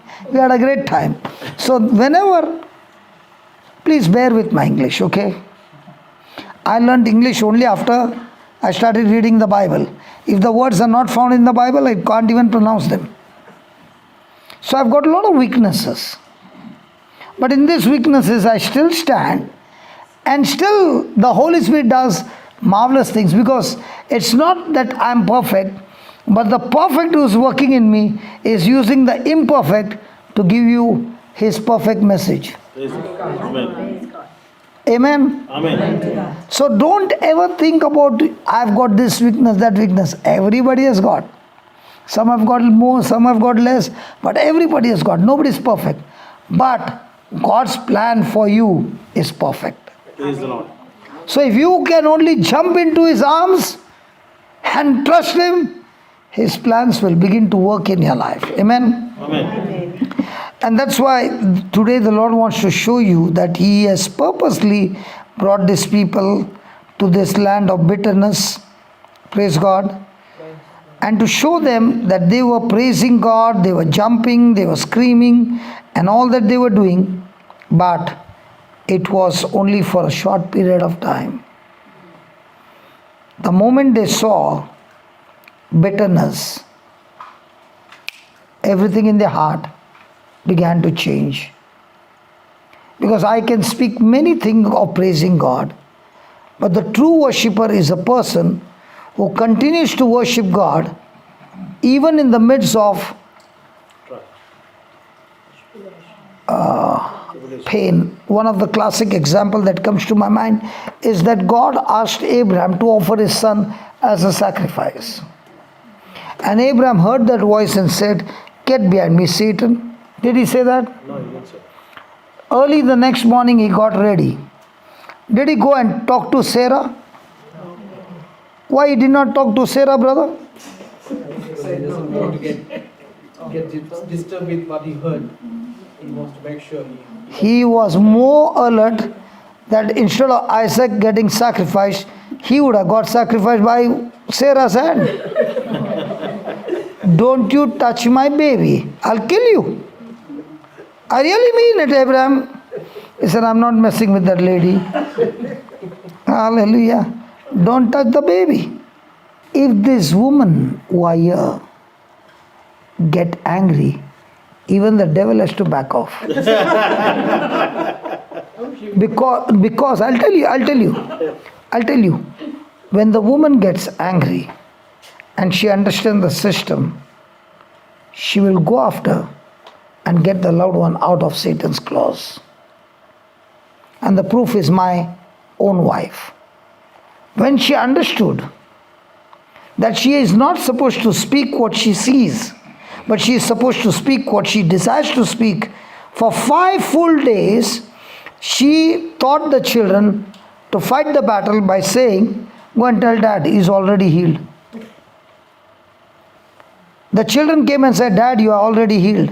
She kept saying, already healed. 5 full days. Okay, tell me one thing. Do you all go through labor pain?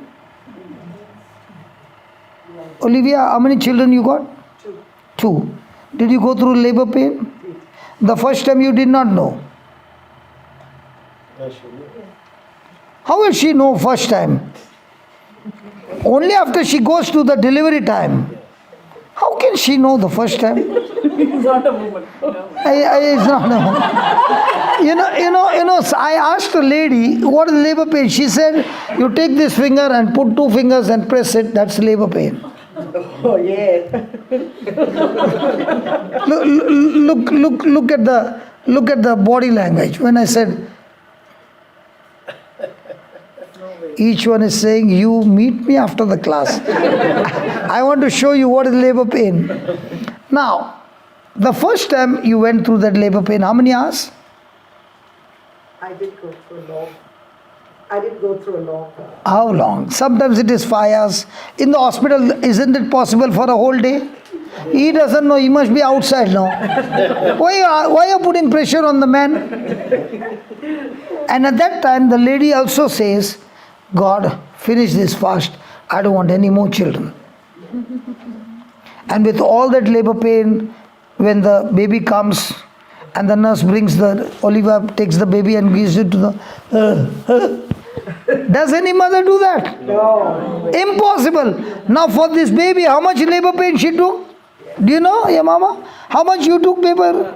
4 hours. And when the nurse, let's say I am the nurse bringing the...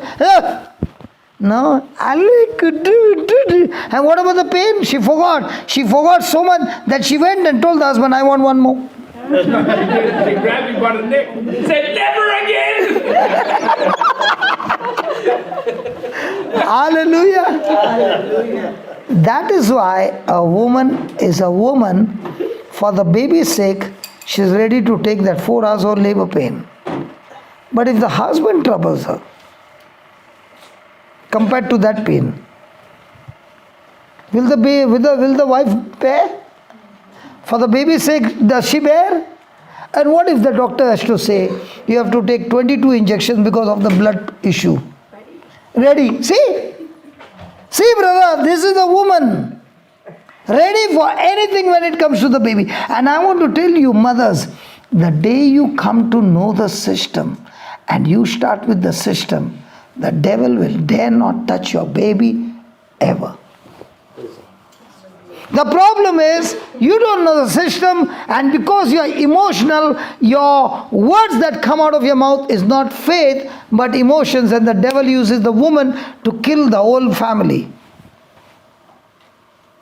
But if the woman knows that if I speak faith, if I learn to speak the unseen day and night, she will never stop till she gets what she is after.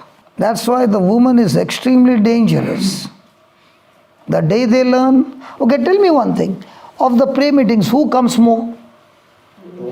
Check today also. Who are more? You all are the most dangerous one who can change everything. But because you don't know the system, what do? You open your mouth and you speak your own disaster with your own mouth. But the day you learn, now you're saying, devil, I'm ready for all the battles, because when you are battling, I've got the system and I'm going to apply the system, and when I learn, I want to tell you, I will meet every woman all around. If my baby has been delivered, I'll purposely go to school and meet other parents there who are waiting for the child to come out, and be there to tell everybody how the Lord has set my child free. I'm not leaving. I'll go out of it. Olivia. I just wanted to share with that labor, with the labor pain. We all know, I mean, being a nurse, how much it is. This month, no? When I was pregnant with Audrey, and I was really worried being a nurse because I've seen everything, knowing how much of okay, I'm loud. No, you are not loud. It won't come on the YouTube. You are only concerned about you. Those people are saying, we also want to hear. So, we're talking about the labor pain. I, being a nurse and conducting deliveries, I knew how much the pain is. So when I was pregnant with Orton, that was my first baby, I was really worried. And every time I told Daniel, I want to have a cesarean. And then Daniel told me, you just pray for a painless delivery. And I claimed it every day, even though wasn't so much in the word, but I did, and I did not have any labor. That's why you went for the second one. Even with the second one. But So you could have taken 4-5 times, no? I could have, but because I had the cesarean, I couldn't. But that was it. So I have experienced. So Daniel, you only shared this truth to your wife, not to other ladies. Praise God. Praise God. Praise God. Thank you, brother. So all those ladies sitting here, you can have painless delivery, Sunita, Rosemary. You can definitely have painless delivery, praise God.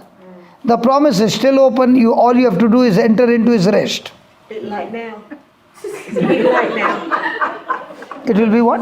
It's a bit late now. Sarah got it at 90. I mean, I'm too old now. That's what you think. I know so. Praise God. Can we continue? Yes. So God brought them there. Then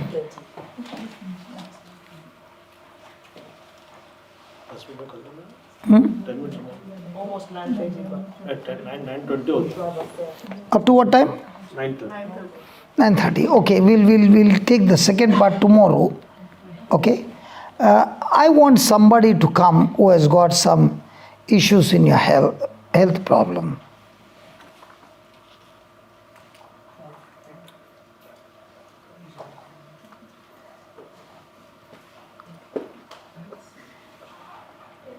On the sook. Full of sap, fresh and green. Sorry?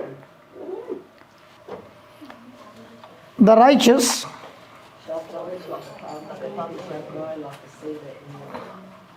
then Those that he planted in the house of the Lord shall flourish in the courts of our God.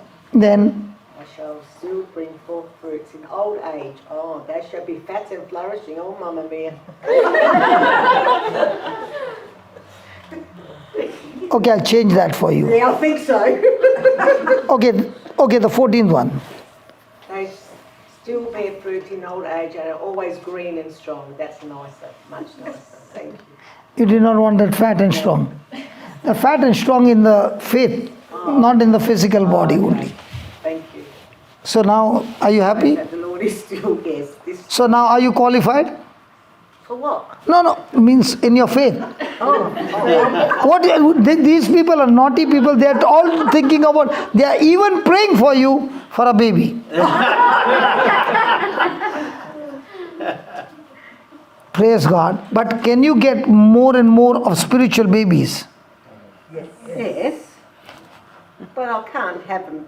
No, I'm not talking about physical babies. Spiritual babies. So God bless you with thousands and thousands of spiritual babies. In the name of Jesus. And when they look at you, young, full of sap, fresh and green, healthy in all areas of their life, they would like to come and ask you, what is the secret that keeps you so young? And you will say, they are like trees. Planted in the house of the Lord that flourished in the temple of our God. So you are in the house of God, whether you are on a street, whether you are in a train station, wherever you are, because your mind and heart is always connected to His Word. So congratulations. Thank you. Praise God. Yeah, tell me. I got injury. You got injury? Yeah. And, Was that an accident? no, here Okay. I was pushing a troller. You were pushing? A troller. Trolley? Trolley. Oh, trolley. Trolley. So when I came off from the bus, the trolley hit The ground. The trolley hit you back no, on the on ground. ground. And That jerk, it gave you a jerk. yeah, so Okay. I have the pain here, and I got another injury on Okay. my back. Okay. Full of injuries. Okay. Close your eyes and look at Jesus. Look at the tree, the cross of Jesus. And today we learned that Jesus is here, that he can turn all bitter waters into sweet waters. And that same Jesus has put his arms around you and is saying to you that he loves you. Is saying to you that he has taken your place on the cross. He has taken that incident that happened to you. He has taken it into his body, his shoulder, his ribs, his back, his arms were all injured and wounded for the punishment that he took for us. Look at his shoulder. Look at his chest, his ribs. The Bible says he is surrounded by dogs who tear the flesh from the bone. So was his flesh torn that even his bones could be seen and they could be counted. And he went through such terrible situation to give you that healing, to give you that peace, and much more than the healing, to give you eternal life, to cancel sin and the punishments of sin, to cancel hell for you and give you his good health, his eternal life. Lord Jesus, as you shared today that when Moses threw the tree into the bitter waters were made sweet. In the same way, as she looks at your cross, every pain from her body, every wound that she received because of this accident is sucked out of her body, and she has been given complete healing by your wounds. I thank you for this in the name of Jesus. Amen. Now keep saying thank you, Jesus, and move your arm. Thank you, Jesus. Move your arm. Keep saying thank you. No, don't concentrate on this. Concentrate on thank you, Jesus. Thank you, Jesus. Thank Keep- you, Jesus. Yes, and Thank keep you, moving. Jesus. Thank you, Jesus. Very good. Thank you, Jesus. Very good. Thank you, Jesus. Very good. Thank you, Jesus. Very good. Thank you, Jesus. Thank you, Jesus. Very good. Thank you, Jesus. Very Thank you, good. Jesus. Thank you, Jesus. Yeah, give me your arm. Thank you, Jesus. Yeah. Lord, I thank you for, okay. I thank you, Lord, for loosening arm, that Thank she's you, able to Jesus. get it right up, Thank you, Jesus. right up. Thank you, Jesus. I thank you, Lord, to come right down. Thank you, Jesus. One more time, right up Thank you, Jesus. and down Thank you, Jesus. and up Thank you, Jesus. and down, Thank and you, it is free. Jesus. Come on, now raise it up, Thank you, Jesus. right up, Thank you, Jesus. right up, still Thank you, higher, Jesus. straight up. Thank you, Jesus. No, it's going at the side. See, not like this, see? Not like this. Yeah, go down and go up. Right up till here. Yeah, that's why you keep saying thank you, Jesus, and go up. Thank Very you, good. Jesus. Thank you, Very good. Jesus. Thank you, Jesus. Fantastic. Thank you, Jesus. That's the power of cross. Thank you, Jesus. Yes? It's over. Thank you, Jesus. Thank you, Jesus. Thank you, Jesus. Thank you, Jesus. You're free. Thank you, Jesus. Is it free? I feel better. Better? Yeah. Yeah. Thank you, Jesus. Was that easy? Yeah, yes. Was that easy? How many days back it happened? Same time. 5 days. No. Ah, 2 months. 2 months. Yeah. But now, are you experiencing the freedom? Yes. Yes. Yeah. So when you plant the tree, not plant, when you apply the tree, that is the cross of Jesus, to any situation of your life, it will turn your bitterness into sweet water. Okay. Amen. Thank Praise you, God. Jesus. Praise you. And that is what we need to do it. Might be sometimes the blessing, the healing doesn't get completed on that day. But the question is, am I going to continue applying the cross of Jesus, the unseen, to every issue of my life which is seen, and continue to speak until I can see the manifestation? Josephine, just behind you, that lady who is sitting. Yeah, can you please come here? Yeah, you can sit down. Thank you. What is it that you want the Lord to do for you tonight? To heal me from my skin condition. Sorry? Skin condition. Skin condition. Okay. Close your eyes. Lord Jesus, Naaman was suffering from leprosy. And the servant of Elisha spoke to Naaman, the Syrian commander-in-chief, and told him, "Go and dip yourself in the river Jordan 7 times." Naaman did not believe. But Naaman's servant asked him to do what the man of God had told him. Naaman humbled himself, went to the river Jordan and dipped himself 6 times. There was no change. But on the 7th time, the leprosy was gone and his health was recreated, and even his organs, which would have got damaged, everything was made new. Lord, if the skin disease was destroyed by dipping himself in the river Jordan, how much more power is there in your precious blood, Lord Jesus?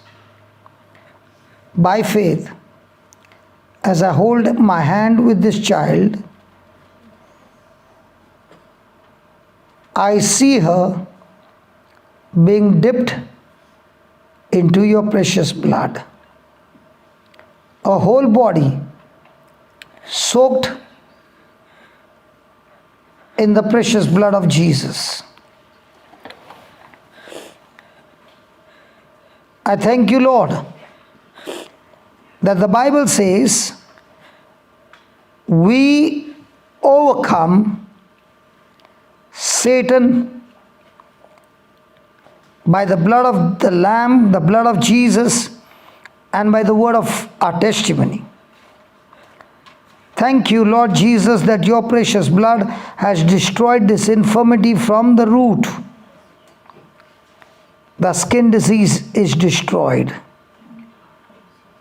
Baba, say this in the name of Jesus. In the name of Jesus, The skin allergy the skin allergy is destroyed from the root, is destroyed from the root, and I have received and I have received brand new skin. brand new skin. In Jesus' name, In Jesus' name, I am set free forever. I am set free forever. In Jesus' name, In Jesus' name, amen. amen. Lord, she confessed, and the Bible says, we overcome Satan and all his works by the blood of Jesus and by the word of our testimony. Her testimony, she just confessed, And now we believe in agreement that this has come to pass in Jesus' name. Amen. Can you tell me what is happening to you? I was holding you tight, you were about to fall. What was happening? My legs became weak and started getting a bit numb, and I felt like I was going to fall down, which is why I needed to hold onto you tight, because I was about to fall down. Yeah, that's the Holy Spirit anointing that has set you free from this infirmity. The Holy Spirit is given for battles. And congratulations, you won the battle. Thank you. God bless you. Anybody else? What about the lady sitting behind her? In green.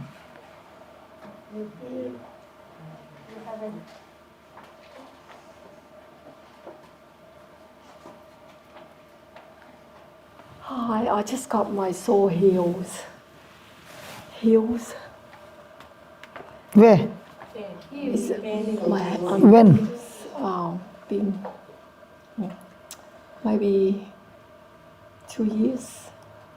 2 years back. And today? Should I still got a little bit sore? Sore means which is paining. Now it is paining? Still got a little bit on the left hand side. Okay. So what are you going to do now?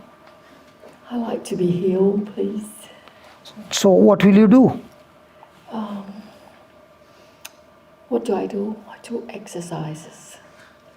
But I ask God to heal me. And I also got a shot. Okay. Pains on Can you read the 24th verse? 24, Christ himself carried out our sins in his body to the cross, so that we might die to sin and live for righteousness. It is by his wounds that you have been healed. Amen. So now what will you do? I felt better now. Read that again then. Christ himself carried out our sins in his body to the cross, that we might... Can you see that to the cross is the tree? Yes. Yes. Then We might die to sin. is that the bitter waters? Yes. Yes. And live for righteousness. Is that sweet water? Yes. Yes. It is by his wounds. Is it by Jesus' wounds on the tree? Yes. That you have been healed. Now check. Yes, it's better. Yeah? Yes, it's better, thank you. So I did not do anything. No. So who did it? Jesus, the water. The tree. The trees. The cross of Jesus. Of Jesus, yes. So what about the shoulder you were talking about? Yes, I'm better now, yes, thank you. Why don't you read one more time? Christ himself carries out our sin in his body to the cross, that we might die to sin and live for righteousness. It is by his wound that you have been healed. So close your eyes and say, Lord Jesus, Lord Jesus, by your cross, by your cross, all bitterness all bitterness, you have taken into your body you taken into your body, and turned the bitterness into sweet water. turn the bitterness into sweet water. You have taken my sins You taken my sins and given me your righteousness. and given me your righteousness.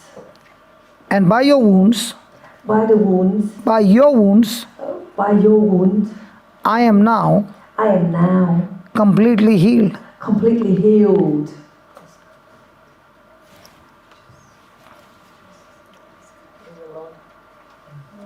Was that easy? Yes. So now are you going to say God will heal me, or he says by his wounds you have been healed? By his wound I've been healed. Wow. Congratulations. Thank you. Heavenly Father, thank you so much for teaching us to turn all our bitterness into sweet waters, and the only way we are able to do it by applying the cross, the divine exchange that took place. Lord Jesus, you became a substitute for us, and you died in a place to give us this life in abundance.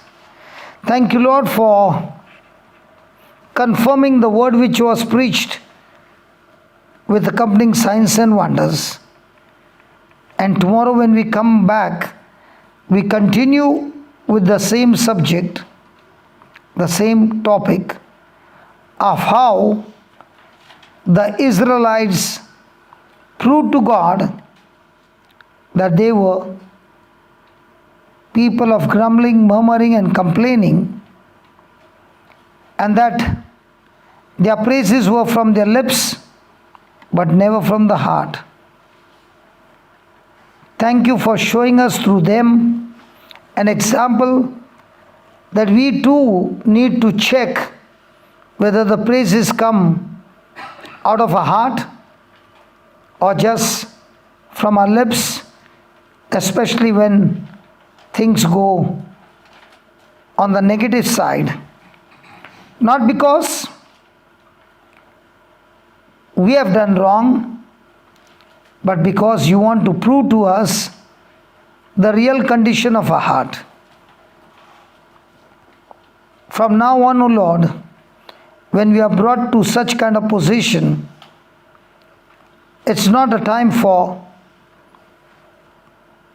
condemnation, guilt feeling, because if we have done everything through the word, then it is a time for us to give proof of our love. As you said, Jesus, if you love me, then you shall keep my commandments. We want to be people of love with proof, with evidence.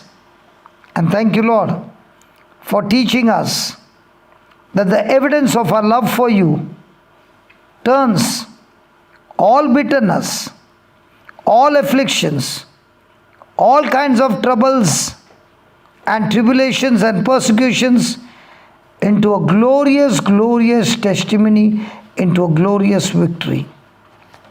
Thank you. As we come tomorrow to learn even more deeper, we are all excited to know the truth. In Jesus' name, amen.